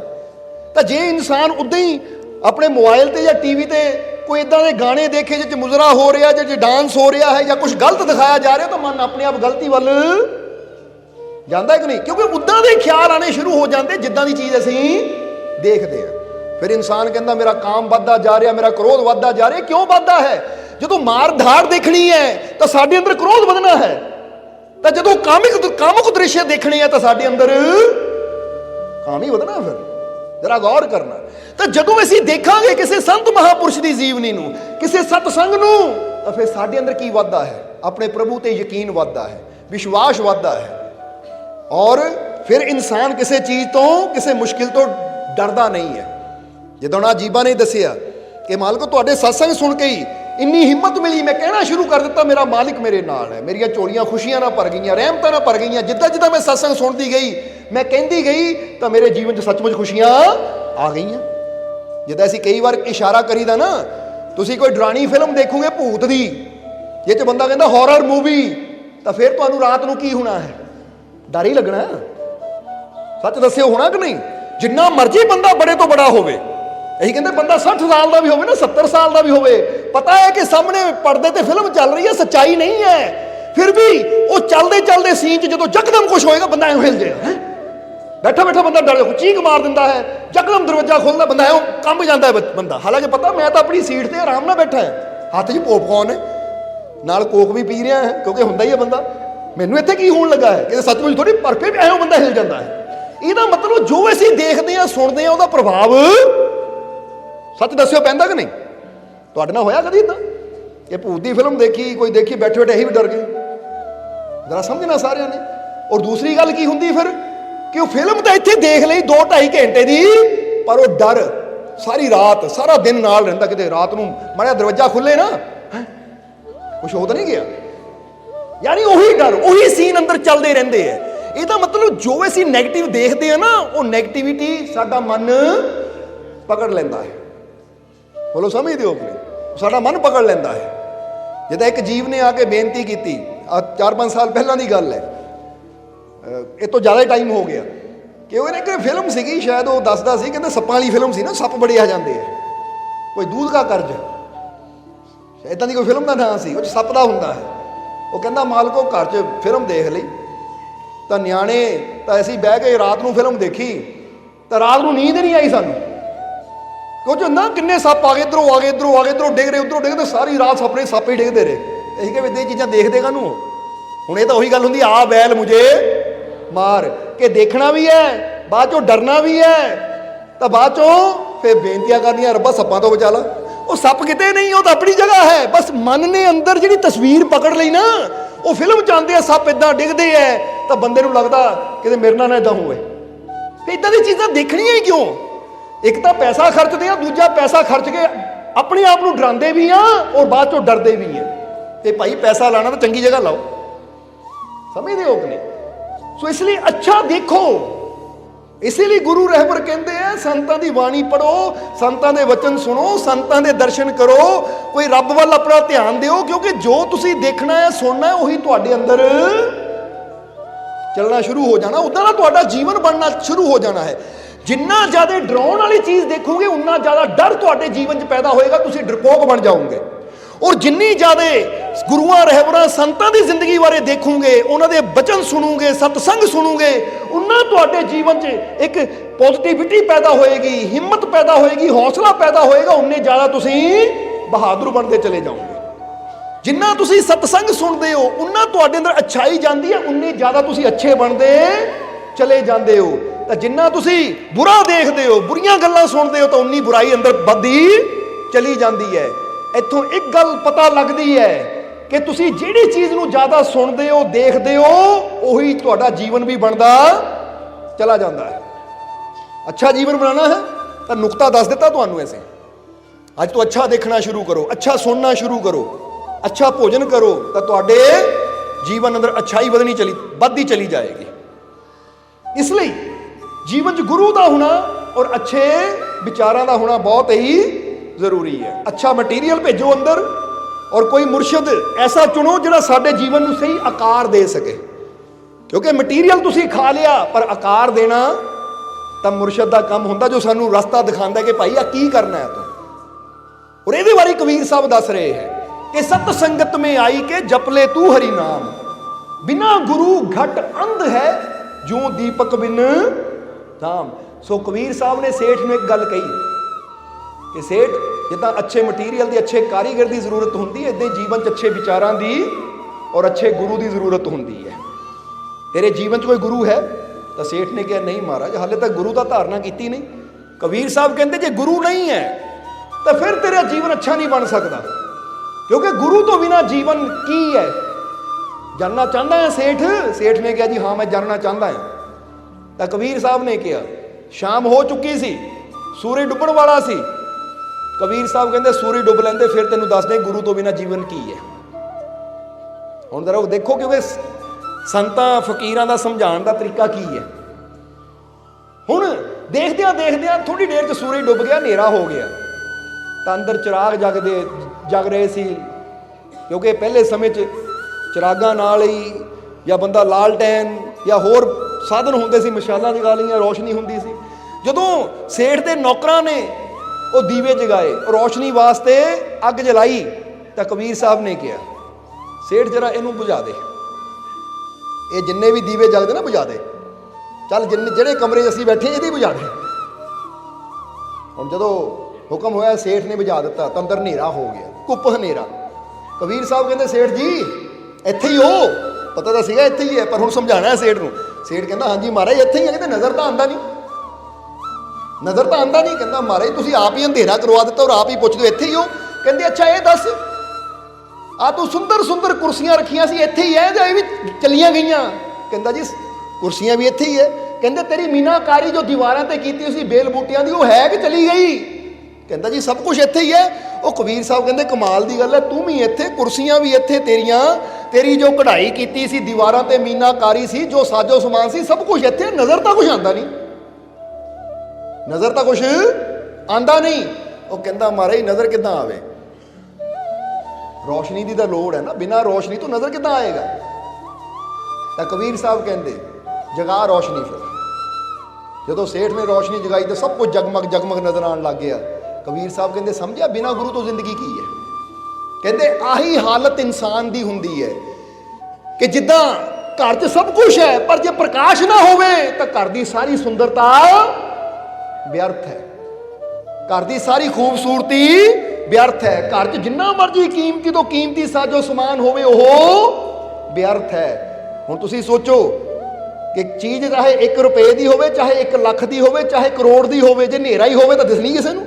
ਹੁਣ ਇਹ ਥੋੜੀ ਕਿ ਕਰੋੜ ਦੀ ਚੀਜ਼ ਨੇ ਕਹਿਣਾ ਮੈਂ ਕਰੋੜ ਦੀ ਆ ਤਾਂ ਬੇਸ਼ੱਕ ਹਨੇਰਾ ਤਾਂ ਵੀ ਮੈਂ ਚਮਕਣਾ ਹੈ। ਨਹੀਂ, ਚਾਹੇ ਕਰੋੜ ਦੀ ਚੀਜ਼ ਹੈ ਚਾਹੇ ਲੱਖ ਦੀ ਹੈ, ਦੇਖਣ ਵਾਸਤੇ ਰੋਸ਼ਨੀ ਦਾ ਹੋਣਾ ਜ਼ਰੂਰੀ ਹੈ ਕਿ ਨਹੀਂ? ਜਰਾ ਸਮਝਣਾ ਸਾਰਿਆਂ ਨੇ। ਹੁਣ ਕਬੀਰ ਸਾਹਿਬ ਦੱਸਦੇ ਆ ਕਿ ਜਿੱਦਾਂ ਇਹ ਘਰ ਦੇ ਵਿੱਚ ਪਦਾਰਥ ਜਿੰਨੇ ਮਰਜ਼ੀ ਕੀਮਤੀ ਤੋਂ ਕੀਮਤੀ ਰੱਖੇ ਹੈ, ਪਰ ਸਭ ਤੋਂ ਕੀਮਤੀ ਹੁੰਦਾ ਹੈ ਉਹ ਪ੍ਰਕਾਸ਼, ਜਿਹਦੇ ਨਾਲ ਇਹ ਸੁੰਦਰਤਾ ਨਜ਼ਰ ਆਉਂਦੀ ਹੈ। ਜੇ ਉਹ ਪ੍ਰਕਾਸ਼ ਨਾ ਹੋਵੇ ਤਾਂ ਫਿਰ ਘਰ ਦਾ ਸਾਰਾ ਸਾਜੋ ਸਮਾਨ ਜਿੰਨਾ ਮਰਜ਼ੀ ਕੀਮਤੀ ਹੋਵੇ ਉਹ ਬੇਕਾਰ ਹੋ ਜਾਂਦਾ ਹੈ। ਬੇਕਾਰ ਦਾ ਮਤਲਬ ਉਹ ਨਜ਼ਰ ਨਹੀਂ ਆਉਂਦਾ, ਉਹਦੀ ਸੁੰਦਰਤਾ ਜਿਹੜੀ ਹੈ ਉਹ ਖਤਮ ਹੋ ਜਾਂਦੀ ਹੈ ਅੰਧਕਾਰ ਦੇ ਅੰਦਰ। ਇਸੇ ਤਰ੍ਹਾਂ ਸੇਠ ਇਹ ਜੀਵਨ 'ਚ ਗੁਰੂ ਦਾ ਹੋਣਾ ਇੰਨਾ ਜ਼ਰੂਰੀ ਹੈ ਕਿ ਜੀਵਨ ਦੇ ਵਿੱਚ ਵੀ ਪ੍ਰਮਾਤਮਾ ਨੇ ਬਹੁਤ ਕੁਝ ਅੱਛਾ ਰੱਖਿਆ ਹੋਇਆ ਹੈ। ਜਿੱਦਾਂ ਹੁਣ ਅਸੀਂ ਕਵਾਂਗੇ ਕਿ ਇਹਦੇ ਅੰਦਰ ਕਈ ਤਾਕਤਾਂ ਹੈ, ਕਈ ਸ਼ਕਤੀਆਂ ਹੈ, ਇਹਦੇ ਅੰਦਰ ਆਨੰਦ ਹੈ, ਇਹਦੇ ਅੰਦਰ ਖੁਸ਼ੀ ਹੈ, ਇਹਦੇ ਅੰਦਰ ਉਹ ਰੱਬ ਦੀਆਂ ਰਹਿਮਤਾਂ ਹੈ, ਇੱਥੇ ਤੱਕ ਇਹਦੇ ਅੰਦਰ ਪ੍ਰਮਾਤਮਾ ਆਪ ਹੈ। ਪਰ ਬਿਨਾਂ ਗੁਰੂ ਤੋਂ ਅੰਧਕਾਰ ਹੋਣ ਦੇ ਕਾਰਨ ਉਹ ਜਿਹੜੀਆਂ ਕੀਮਤੀ ਚੀਜ਼ਾਂ ਹੈ ਨਾ, ਅਸੀਂ ਉਹਨਾਂ ਨੂੰ ਜਾਣ ਹੀ ਨਹੀਂ ਪਾਉਂਦੇ, ਦੇਖ ਹੀ ਨਹੀਂ ਪਾਉਂਦੇ। ਇਸ ਲਈ ਕਬੀਰ ਸਾਹਿਬ ਨੇ ਕਿਹਾ ਕਿ ਬਿਨਾਂ ਗੁਰੂ ਘਟ ਅੰਧ ਹੈ ਜੂੰ ਦੀਪਕ ਬਿਨ ਧਾਮ, ਕਿ ਜਿੱਦਾਂ ਬਿਨਾਂ ਰੋਸ਼ਨੀ ਤੋਂ ਘਰ ਦਾ ਸਾਜੋ ਸਮਾਨ ਨਜ਼ਰ ਨਹੀਂ ਆਉਂਦਾ। ਸਭ ਕੁਝ ਹੁੰਦਿਆਂ ਹੋਇਆ ਵੀ ਉਹ ਘਰ ਸੁੰਨਾ ਸੁੰਨਾ ਲੱਗਦਾ ਹੈ, ਅੰਧ ਹੈ। ਅੰਧ ਦਾ ਮਤਲਬ ਅੰਧਕਾਰ ਹੈ ਚਾਰੋਂ ਪਾਸੇ। ਔਰ ਜਿੱਦਾਂ ਹੀ ਗੁਰੂ ਰੂਪੀ ਉਹ ਪ੍ਰਕਾਸ਼ ਜਗਦਾ ਹੈ ਤਾਂ ਘਰ ਦੀ ਸੁੰਦਰਤਾ ਦਾ ਪਤਾ ਲੱਗਦਾ ਹੈ। ਪਤਾ ਲੱਗਦਾ ਹੈ ਘਰ ਦੇ ਸਾਜੋ ਸਮਾਨ ਦਾ ਕਿ ਇੱਥੇ ਆ ਵੀ ਕੀਮਤੀ ਹੈ, ਇੱਥੇ ਉਹ ਵੀ ਕੀਮਤੀ ਹੈ। ਇਸੇ ਲਈ ਤਾਂ ਤੁਸੀਂ ਪੜ੍ਹਿਆ ਹੋਏਗਾ ਕਿ ਗੁਰੂਆਂ ਨੇ ਵੀ ਫਰਮਾਨ ਕੀਤਾ ਹੈ, ਇੱਕ ਸ਼ਬਦ ਅੰਦਰ ਆਉਂਦਾ ਨਾ, ਜੇ ਸੋ ਚੰਦਾ ਉਗਵੇ ਸੂਰਜ ਚੜੇ, ਹਜ਼ਾਰ ਏਤੇ ਚਾਨਣ ਹੁੰਦਿਆਂ ਗੁਰੂ ਬਿਨ ਘੋਰ। ਕਿ ਜਿਹੜਾ ਅੰਧਕਾਰ ਹੈ ਨਾ ਅੰਦਰ ਦਾ, ਉਹ ਬਾਹਰਲੇ ਲੱਖਾਂ ਚੰਦ ਲੱਖਾਂ ਸੂਰਜ ਵੀ ਚੜ ਜਾਣ ਉਹਨਾਂ ਨੇ ਦੂਰ ਨਹੀਂ ਕਰਨਾ। ਅੰਦਰਲੇ ਅੰਧਕਾਰ ਨੂੰ ਦੂਰ ਕਰਨ ਵਾਸਤੇ ਗੁਰੂ ਦੀ ਜ਼ਰੂਰਤ ਹੈ। ਜਰਾ ਸਮਝਣਾ ਸਾਰਿਆਂ ਨੇ। ਇੱਥੇ ਇਨਸਾਨ ਨੂੰ ਵੀ ਅਗਰ ਇਹ ਲੱਗਦਾ ਹੈ ਕਿ ਮੇਰੇ ਕੋ ਬਾਹਰ ਪਦਾਰਥਾਂ ਹੈ, ਘਰ ਵੀ ਹੈ, ਕਾਰ ਵੀ ਹੈ, ਮੋਟਰਸਾਈਕਲ ਵੀ ਹੈ, ਕਪੜਾ ਵੀ ਹੈ, ਪਰਿਵਾਰ ਵੀ ਹੈ, ਸਭ ਕੁਝ ਹੈ, ਪਰ ਫਿਰ ਵੀ ਮੇਰੇ ਅੰਦਰ ਦੁੱਖ ਹੈ, ਫਿਰ ਵੀ ਮੇਰੇ ਅੰਦਰ ਬੇਚੈਨੀ ਹੈ, ਫਿਰ ਵੀ ਮੇਰੇ ਅੰਦਰ ਅਸ਼ਾਂਤੀ ਹੈ, ਫਿਰ ਵੀ ਮੈਂ ਬੜਾ ਦੁਖੀ ਹਾਂ। ਇਹਦਾ ਮਤਲਬ ਕੀ ਹੈ ਕਿ ਪਦਾਰਥ ਤਾਂ ਹੈ ਪਰ ਹਾਲੇ ਉਹ ਗੁਰੂ ਦਾ ਗਿਆਨ ਨਹੀਂ ਹੈ, ਉਹ ਪ੍ਰਕਾਸ਼ ਨਹੀਂ ਹੈ ਜੋ ਅੰਦਰਲੀ ਸ਼ਾਂਤੀ, ਅੰਦਰਲਾ ਆਨੰਦ, ਅੰਦਰਲੀਆਂ ਖੁਸ਼ੀਆਂ ਨੂੰ ਤੇਰੇ ਸਾਹਮਣੇ ਲਿਆ ਸਕੇ। ਸਮਝਦੇ ਹੋ ਕਿ ਨਹੀਂ? ਕਿਉਂਕਿ ਅੰਦਰ ਜੋ ਭੰਡਾਰ ਹੈ ਖੁਸ਼ੀਆਂ ਦੇ, ਉਹ ਰਹਿਮਤਾਂ ਦੇ, ਬਰਕਤਾਂ ਦੇ, ਉਹ ਮੁਰਸ਼ਦ ਦੇ ਨਾਲ ਜੁੜ ਕੇ ਹੀ, ਗੁਰੂ ਨਾਲ ਜੁੜ ਕੇ ਹੀ ਬੰਦੇ ਨੂੰ ਉਹਨਾਂ ਦਾ ਗਿਆਨ ਹੁੰਦਾ ਹੈ। ਇਸ ਲਈ ਕਬੀਰ ਸਾਹਿਬ ਕਹਿੰਦੇ ਜਿੱਦਾਂ ਬਿਨਾਂ ਪ੍ਰਕਾਸ਼ ਤੋਂ ਘਰ ਦੇ ਵਿੱਚ ਅੰਧਕਾਰ ਹੁੰਦਾ ਹੈ, ਉਹ ਸਾਰੀ ਘਰ ਦੀ ਸੁੰਦਰਤਾ ਬੇਕਾਰ ਹੋ ਜਾਂਦੀ ਹੈ। ਇਸੇ ਤਰ੍ਹਾਂ ਸਾਜੋ ਸਮਾਨ ਹੋਵੇ ਪਰ ਜੀਵਨ 'ਚ ਗੁਰੂ ਨਾ ਹੋਵੇ ਤੇ ਇਨਸਾਨ ਦੇ ਜੀਵਨ ਦੀ ਸੁੰਦਰਤਾ ਵੀ ਬੇਕਾਰ ਹੋ ਜਾਂਦੀ ਹੈ। ਇਸ ਲਈ ਜੇ ਜੀਵਨ ਦੀ ਸੁੰਦਰਤਾ ਦਾ ਪੂਰਾ ਆਨੰਦ ਲੈਣਾ ਹੈ, ਇਹ ਜੀਵਨ ਦਾ ਪੂਰਾ ਆਨੰਦ ਲੈਣਾ ਹੈ, ਤਾਂ ਫਿਰ ਜੀਵਨ 'ਚ ਗੁਰੂ ਰੂਪੀ ਪ੍ਰਕਾਸ਼ ਹੋਣਾ ਬਹੁਤ ਜ਼ਰੂਰੀ ਹੈ। ਸਮਝ ਰਹੇ ਹੋ ਕਿ ਨਹੀਂ? ਇਸ ਲਈ ਤਾਂ ਇੱਕ ਸ਼ਬਦ ਅੰਦਰ ਹੋਰ ਆਇਆ ਹੈ। ਇੱਥੇ ਵੀ ਸਾਨੂੰ ਇੱਕ ਹੋਰ ਬੜੀ ਪਿਆਰੀ ਕਹਾਣੀ ਯਾਦ ਆ ਗਈ ਕਿ ਇਹ ਕਹਾਣੀ ਵੀ ਕੀ ਇਸ਼ਾਰਾ ਕਰਦੀ ਹੈ ਕਿ ਇੱਕ ਵਾਰ ਨਾ ਇੱਕ ਫਕੀਰ ਆਪਣੇ ਸੇਵਕਾਂ ਨਾਲ ਇੱਕ ਜੰਗਲ ਦੇ ਕਿਨਾਰੇ ਕਿਨਾਰੇ ਰਸਤਾ ਹੈ, ਉੱਥੇ ਜਾ ਰਹੇ ਹੈ ਕਿ ਕੀ ਦੇਖਿਆ ਕਿ ਜੰਗਲ ਦੇ ਕੁਝ ਪੇੜ ਸੜੇ ਹੋਏ ਆ। ਜਿੱਦਾਂ ਜੰਗਲ 'ਚ ਅੱਗ ਲੱਗ ਜਾਂਦੀ ਹੈ, ਕੁਝ ਪੇੜ ਸੜੇ ਹੋਏ ਹੈ।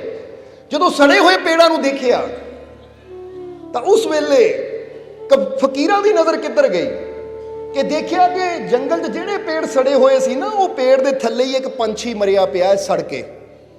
ਜਦੋਂ ਫਕੀਰ ਉਹਦੇ ਲਾਗੇ ਗਏ ਤਾਂ ਦੇਖਿਆ ਉਹ ਇੱਕ ਤੋਤਾ ਹੈ ਜਿਹੜਾ ਝੁਲਸਣ ਦੇ ਕਾਰਨ ਅੱਗ ਦੇ ਵਿੱਚ, ਉਹ ਝੁਲਸਣ ਦੇ ਕਾਰਨ ਉਹਦੇ ਪੰਖ ਸੜ ਕੇ ਮਰ ਗਿਆ। ਜਦੋਂ ਫਕੀਰਾਂ ਨੇ ਦੇਖਿਆ, ਨਾਲ ਉਹਨਾਂ ਦੇ ਸੇਵਕ ਸੀ, ਦੇਖਿਆ, ਕਹਿੰਦੇ ਕਮਾਲ ਦੀ ਗੱਲ ਹੈ ਮਹਾਰਾਜ, ਬੜੀ ਹੈਰਾਨੀ ਦੀ ਗੱਲ ਹੈ, ਪੇੜ ਸੜੇ ਤਾਂ ਠੀਕ ਹੈ, ਜੰਗਲ 'ਚ ਅੱਗ ਲੱਗ ਜਾਂਦੀ ਹੈ, ਪਰ ਇਹ ਪੰਛੀ ਕਿੱਦਾਂ ਸੜ ਗਿਆ? ਦੇਖਣ ਨੂੰ ਤਾਂ ਬੱਚਾ ਵੀ ਨਹੀਂ ਲੱਗਦਾ, ਦੇਖਣ ਨੂੰ ਤਾਂ ਬੜਾ ਪੰਛੀ ਲੱਗਦਾ ਹੈ, ਇਹ ਕਿੱਦਾਂ ਸੜ ਗਿਆ? ਇਹਦੇ ਪੰਖ ਹੈ ਔਰ ਪੰਖ ਹੁੰਦਿਆਂ ਹੋਇਆਂ ਵੀ ਇਹ ਸੜ ਗਿਆ। ਕਮਾਲ ਦੀ ਗੱਲ ਹੈ। ਨਹੀਂ ਤਾਂ ਜ਼ਰਾ ਸੋਚੋ ਕਿ ਇੱਕ ਪੰਛੀ ਬੈਠਾ ਹੈ, ਕੋਈ ਮਾੜੀ ਜਿਹੀ ਮੁਸੀਬਤ ਉਹਦੇ ਵੱਲ ਜਾਂਦੀ ਹੈ ਤਾਂ ਮੁਸੀਬਤ ਦੇਖ ਕੇ ਨਾਲ ਹੀ ਉਡਾਰੀ ਮਾਰ ਜਾਣਾ, ਵੀ ਪੱਥਰ ਵੀ ਚੱਕ ਕੇ ਮਾਰੋ ਨਾ ਉੱਡ ਜਾਂਦਾ ਹੈ, ਕਿਉਂਕਿ ਉਹਦੇ ਪੰਖ ਉਹਨੂੰ ਬਚਾ ਲੈਂਦੇ ਹੈ, ਮੁਸੀਬਤ ਤੋਂ ਉੱਪਰ ਲੈ ਜਾਂਦੇ ਹੈ। ਪਰ ਇੱਥੇ ਬੜੀ ਹੈਰਾਨੀ ਦੀ ਗੱਲ ਹੈ, ਪੇੜ ਨੂੰ ਅੱਗ ਲੱਗੀ ਤੇ ਪੰਛੀ ਸੜ ਗਿਆ ਵਿੱਚ। ਬੜੀ ਹੈਰਾਨੀ ਦੀ ਗੱਲ ਹੈ। ਜਾਂ ਤਾਂ ਹੋਵੇ ਪਿੰਜਰੇ 'ਚ ਹੋਵੇ, ਫਿਰ ਮਹਾਰਾਜ ਜੇ ਪੇੜ ਨੂੰ ਅੱਗ ਲੱਗੀ ਉੜਿਆ ਕਿਉਂ ਨਹੀਂ, ਸੜ ਕਿੱਦਾਂ ਗਿਆ? ਬੜਾ ਗਹਿਰਾ ਸਵਾਲ ਹੈ ਇਹ। ਕਹਿੰਦੇ ਫਕੀਰਾਂ ਨੇ ਪੰਛੀ ਨੂੰ ਆਤੇ ਰੱਖਿਆ, ਅੱਖਾਂ ਬੰਦ ਕੀਤੀਆਂ, 5-7 ਮਿੰਟ ਅੱਖਾਂ ਬੰਦ ਕਰਕੇ ਫਕੀਰਾਂ ਨੇ ਅੱਖਾਂ ਖੋਲੀਆਂ। ਕਹਿੰਦੇ ਇਹ ਪੰਛੀ ਪਤਾ ਕਿਉਂ ਸੜ ਗਿਆ? ਆਪਣੀ ਅਗਿਆਨਤਾ ਦੇ ਕਾਰਨ। ਕਾਹਦੇ ਕਾਰਨ ਸੜਿਆ? ਆਪਣੀ ਅਗਿਆਨਤਾ ਦੇ ਕਾਰਨ। ਉਹ ਕਹਿੰਦਾ, ਸੇਵਕ ਕਹਿੰਦੇ ਮਹਾਰਾਜ ਅਸੀਂ ਸਮਝੇ ਨਹੀਂ ਕਿ ਆਪਣੀ ਅਗਿਆਨਤਾ ਦੇ ਕਾਰਨ ਇਹ ਪੰਛੀ ਕਿੱਦਾਂ ਸੜ ਗਿਆ। ਤਾਂ ਜ਼ਰਾ ਹੁਣ ਗੌਰ ਕਰਨਾ, ਜਿੱਦਾਂ ਉਹ ਪੰਛੀ ਆਪਣੀ ਅਗਿਆਨਤਾ ਦੇ ਕਾਰਨ ਸੜਿਆ ਨਾ, ਇਸੇ ਤਰ੍ਹਾਂ ਕਿਤੇ ਨਾ ਕਿਤੇ ਜੇ ਬੰਦਾ ਅੱਜ ਦੁਖੀ ਹੈ ਨਾ, ਪਰੇਸ਼ਾਨ ਹੈ, ਬੰਦਾ ਹਾਏ ਹਾਏ ਕਰਦਾ ਹੈ, ਮੈਨੂੰ ਬੜੀ ਚਿੰਤਾ, ਬੜੀ ਟੈਨਸ਼ਨ ਹੈ, ਮੈਨੂੰ ਬੜੀਆਂ ਫਿਕਰਾਂ ਹੈ, ਤੇ ਇਹ ਵੀ ਕਿਤੇ ਨਾ ਕਿਤੇ ਇਨਸਾਨ ਆਪਣੀ ਅਗਿਆਨਤਾ ਦੇ ਕਾਰਨ ਹੀ ਉਹ ਦੁੱਖਾਂ ਦੀ ਅੱਗ ਵਿੱਚ ਸੜ ਰਿਹਾ ਹੈ। ਉਹ ਅੱਗ ਜਿਹਦੇ ਬਾਰੇ ਬਾਬਾ ਫਰੀਦ ਨੇ ਕਿਹਾ ਹੈ ਕਿ ਉੱਚੇ ਚੜ ਕੇ ਦੇਖਿਆ ਤਾਂ ਘਰ ਘਰ ਇਹੋ ਅੱਗ। ਉਹ ਕਹਿੰਦੇ ਅੱਗ ਘਰ ਘਰ ਬਲ ਰਹੀ ਹੈ ਦੁੱਖਾਂ ਪਰੇਸ਼ਾਨੀਆਂ ਦੀ, ਕਿਉਂਕਿ ਮੈਂ ਜਾਣਿਆ ਦੁੱਖ ਮੁਝ ਕੋ ਦੁੱਖ ਸਵਾਇਆ ਜਗ। ਹੁਣ ਇਹ ਦੁੱਖ ਦਾ ਕਾਰਨ ਕੀ ਹੈ?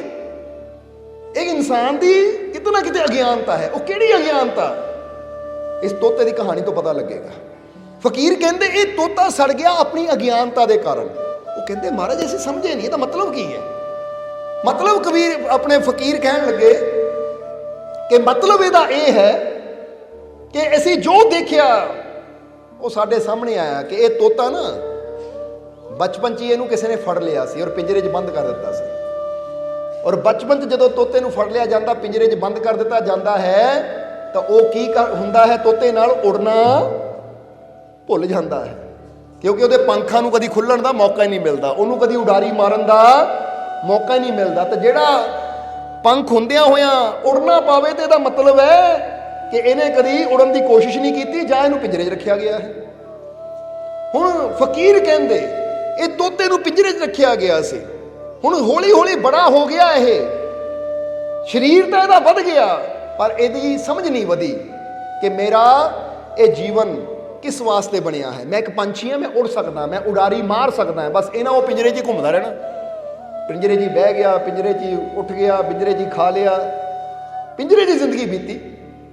ਔਰ ਇੱਕ ਦਿਨ ਆਇਆ ਕਿ ਜਦੋਂ ਇਸੇ ਤਰ੍ਹਾਂ ਕੁਝ ਸਾਲ ਇਹਨੂੰ ਹੋ ਗਏ, ਪੂਰਾ ਵੱਧ ਗਿਆ, ਤਾਂ ਜਿਹੜਾ ਉਹ ਘਰ ਦਾ ਮਾਲਿਕ ਸੀ, ਉਹਦੇ ਘਰ ਦੇ ਵਿੱਚ ਕੋਈ ਮਹਿਮਾਨ ਆਇਆ। ਉਹਨੇ ਜਦੋਂ ਇਹਨੂੰ ਦੇਖਿਆ ਤਾਂ ਉਹ ਬੜਾ ਫਕੀਰਾਂ ਨੂੰ ਮੰਨਣ ਵਾਲਾ ਸੀ। ਉਹਨਾਂ ਕਿਹਾ, ਭਾਈ ਕਿਸੇ ਤੇ ਜ਼ੁਲਮ ਨਹੀਂ ਕਰੀਦਾ, ਇਹਨੂੰ ਪਿੰਜਰੇ 'ਚ ਕਿਉਂ ਰੱਖਿਆ ਹੋਇਆ ਹੈ, ਇਹਨੂੰ ਆਜ਼ਾਦ ਕਰ ਦੇ। ਕਹਿੰਦੇ ਉਹਦੇ ਕਹਿਣ ਤੇ ਉਸਨੇ ਉਹ ਤੋਤੇ ਨੂੰ ਕੱਢਿਆ, ਪਰ ਉੜਨਾ ਆਂਦਾ ਨਹੀਂ ਸੀ। ਇਹਨੂੰ ਲੈ ਕੇ ਇੱਥੇ ਜੰਗਲ 'ਚ ਆਏ, ਇਸ ਪੇੜ ਦੇ ਉੱਪਰ ਬਿਠਾ ਦਿੱਤਾ ਇਹਨੂੰ ਕਿ ਇੱਥੇ ਆਪ ਹੀ ਉੜ ਜਾਏਗਾ, ਕਿਉਂਕਿ ਥੱਲੇ ਛੱਡਿਆ ਤਾਂ ਕੋਈ ਕੁੱਤਾ ਬਿੱਲਾ ਨਾ ਖਾ ਜਾਵੇ, ਇਸ ਲਈ ਪੇੜ ਦੀ ਉੱਚੀ ਟਹਿਣੀ ਤੇ ਬਿਠਾ ਦਿੱਤਾ ਇਹਨੂੰ। ਹੁਣ ਬਿਠਾ ਦਿੱਤਾ, ਪਰ ਉਹਨਾਂ ਨੂੰ ਇਹ ਨਹੀਂ ਪਤਾ ਸੀ ਕਿ ਬਿਠਾਉਣ ਦੇ ਨਾਲ ਹੀ ਗੱਲ ਨਹੀਂ ਬਣਨੀ, ਇਹਨੂੰ ਉੜਨ ਦੀ ਤਾਂ ਕਲਾ ਆਂਦੀ ਨਹੀਂ ਹੈ। ਇਸ ਲਈ ਵਿਚਾਰਾ ਉਸ ਪੇੜ ਦੀ ਟਹਿਣੀ ਤੇ ਬੈਠਾ ਰਿਹਾ, ਇੱਧਰ ਉੱਧਰ ਤਾਂ ਜਾਂਦਾ ਰਿਹਾ, ਪਰ ਉੱਥੋਂ ਉੜ ਕੇ ਕਿਤੇ ਜਾ ਨਹੀਂ ਸਕਦਾ ਸੀ। ਔਰ ਫਿਰ ਕੀ ਹੋਇਆ, ਹਾਦਸਾ ਹੋ ਗਿਆ, ਜੰਗਲ ਨੂੰ ਅੱਗ ਲੱਗ ਗਈ, ਅੱਗ ਲੱਗੀ, ਇਸ ਪੇੜ ਤੱਕ ਪਹੁੰਚੀ, ਪੇੜ ਸੜਿਆ। ਹੁਣ ਤੋਤੇ ਕੋਲ ਪੰਖ ਤਾਂ ਸੀਗੇ, ਪਰ ਉੜਨ ਦੀ ਕਲਾ ਨਹੀਂ ਸੀ, ਉੜਨ ਦੀ ਸਮਝ ਨਹੀਂ ਸੀ, ਉਹ ਗਿਆਨ ਨਹੀਂ ਸੀ। ਇਸ ਲਈ ਗਿਆਨ ਨਾ ਹੋਣ ਦੀ ਵਜ੍ਹਾ ਨਾਲ, ਸਮਝ ਨਾ ਹੋਣ ਦੀ ਵਜ੍ਹਾ ਨਾਲ ਉਹ ਪੰਖ ਹੁੰਦੇ ਹੋਏ ਵੀ ਇਹ ਅੱਗ ਵਿੱਚ ਸੜ ਗਿਆ।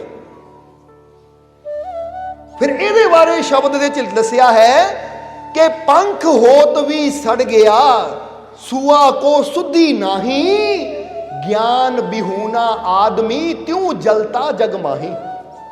ਕਿ ਪੰਖ ਹੁੰਦੇ ਹੋਏ ਵੀ ਸੂਆ ਯਾਨੀ ਤੋਤਾ ਸੜ ਗਿਆ, ਇਹਨੂੰ ਸੁੱਧੀ ਨਹੀਂ ਸੀ। ਸੁੱਧੀ ਦਾ ਮਤਲਬ ਸੁੱਧ ਬੁੱਧ ਨਹੀਂ ਸੀ ਕਿ ਮੈਂ ਕੀ ਕਰ ਸਕਦਾ ਹਾਂ, ਮੇਰੇ ਅੰਦਰ ਕਿਹੜੀ ਸ਼ਕਤੀ ਹੈ।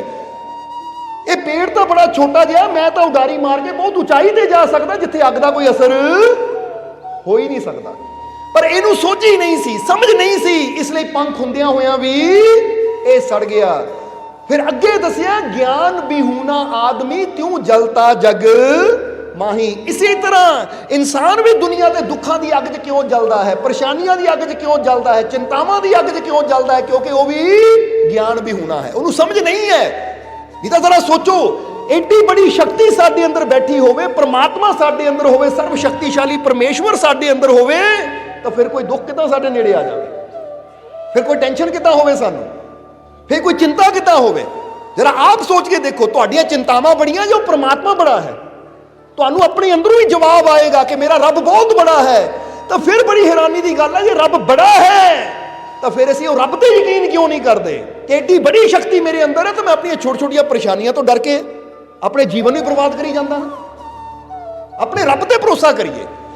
ਸੋ ਸੂਆ ਦੇ ਕੋਲ ਯਾਨੀ ਤੋਤੇ ਕੋਲ ਪੰਖ ਤਾਂ ਸੀ, ਅਗਰ ਉਹਨੂੰ ਗਿਆਨ ਹੁੰਦਾ, ਸੋਝੀ ਹੁੰਦੀ, ਤਾਂ ਜਿੱਦਾਂ ਹੀ ਅੱਗ ਲੱਗਣੀ ਸੀ ਉਹਨੇ ਉਡਾਰੀ ਮਾਰਨੀ ਸੀ, ਉੜ ਜਾਣਾ ਸੀ, ਕਿ ਅੱਗ ਦਾ ਅਸਰ ਵੀ ਨਹੀਂ ਉੱਤੇ ਹੋਣਾ ਸੀ। ਇਸੇ ਤਰ੍ਹਾਂ ਜਿਹਨੂੰ ਅੰਦਰ ਗਿਆਨ ਹੁੰਦਾ ਹੈ, ਸਮਝ ਹੁੰਦੀ ਹੈ ਆਪਣੀ ਸ਼ਕਤੀਆਂ ਦੀ, ਪਤਾ ਹੁੰਦਾ ਕਿ ਮੇਰੇ ਅੰਦਰ ਪਰਮਾਤਮਾ ਨੇ ਕਿਹੜੀਆਂ ਕਿਹੜੀਆਂ ਤਾਕਤਾਂ ਰੱਖੀਆਂ ਹੈ, ਕਿ ਮੇਰਾ ਪਿਆਰ, ਮੇਰਾ ਵਿਸ਼ਵਾਸ ਕੀ ਕੁਝ ਕਰ ਸਕਦਾ ਹੈ। ਜਿਹੜਾ ਇਹ ਗੱਲ ਤੇ ਯਕੀਨ ਕਰਦਾ ਹੈ ਨਾ, ਉਹ ਜਦੋਂ ਵੀ ਦੇਖਦਾ ਕੋਈ ਮੁਸੀਬਤ ਆ ਰਹੀ ਹੈ, ਕੋਈ ਪਰੇਸ਼ਾਨੀ ਆ ਰਹੀ ਹੈ, ਤਾਂ ਆਪਣੀ ਸੁਰਤੀ ਨੂੰ ਉਹ ਆਪਣੇ ਮਾਲਿਕ ਨਾਲ ਜੋੜ ਦਿੰਦਾ ਹੈ।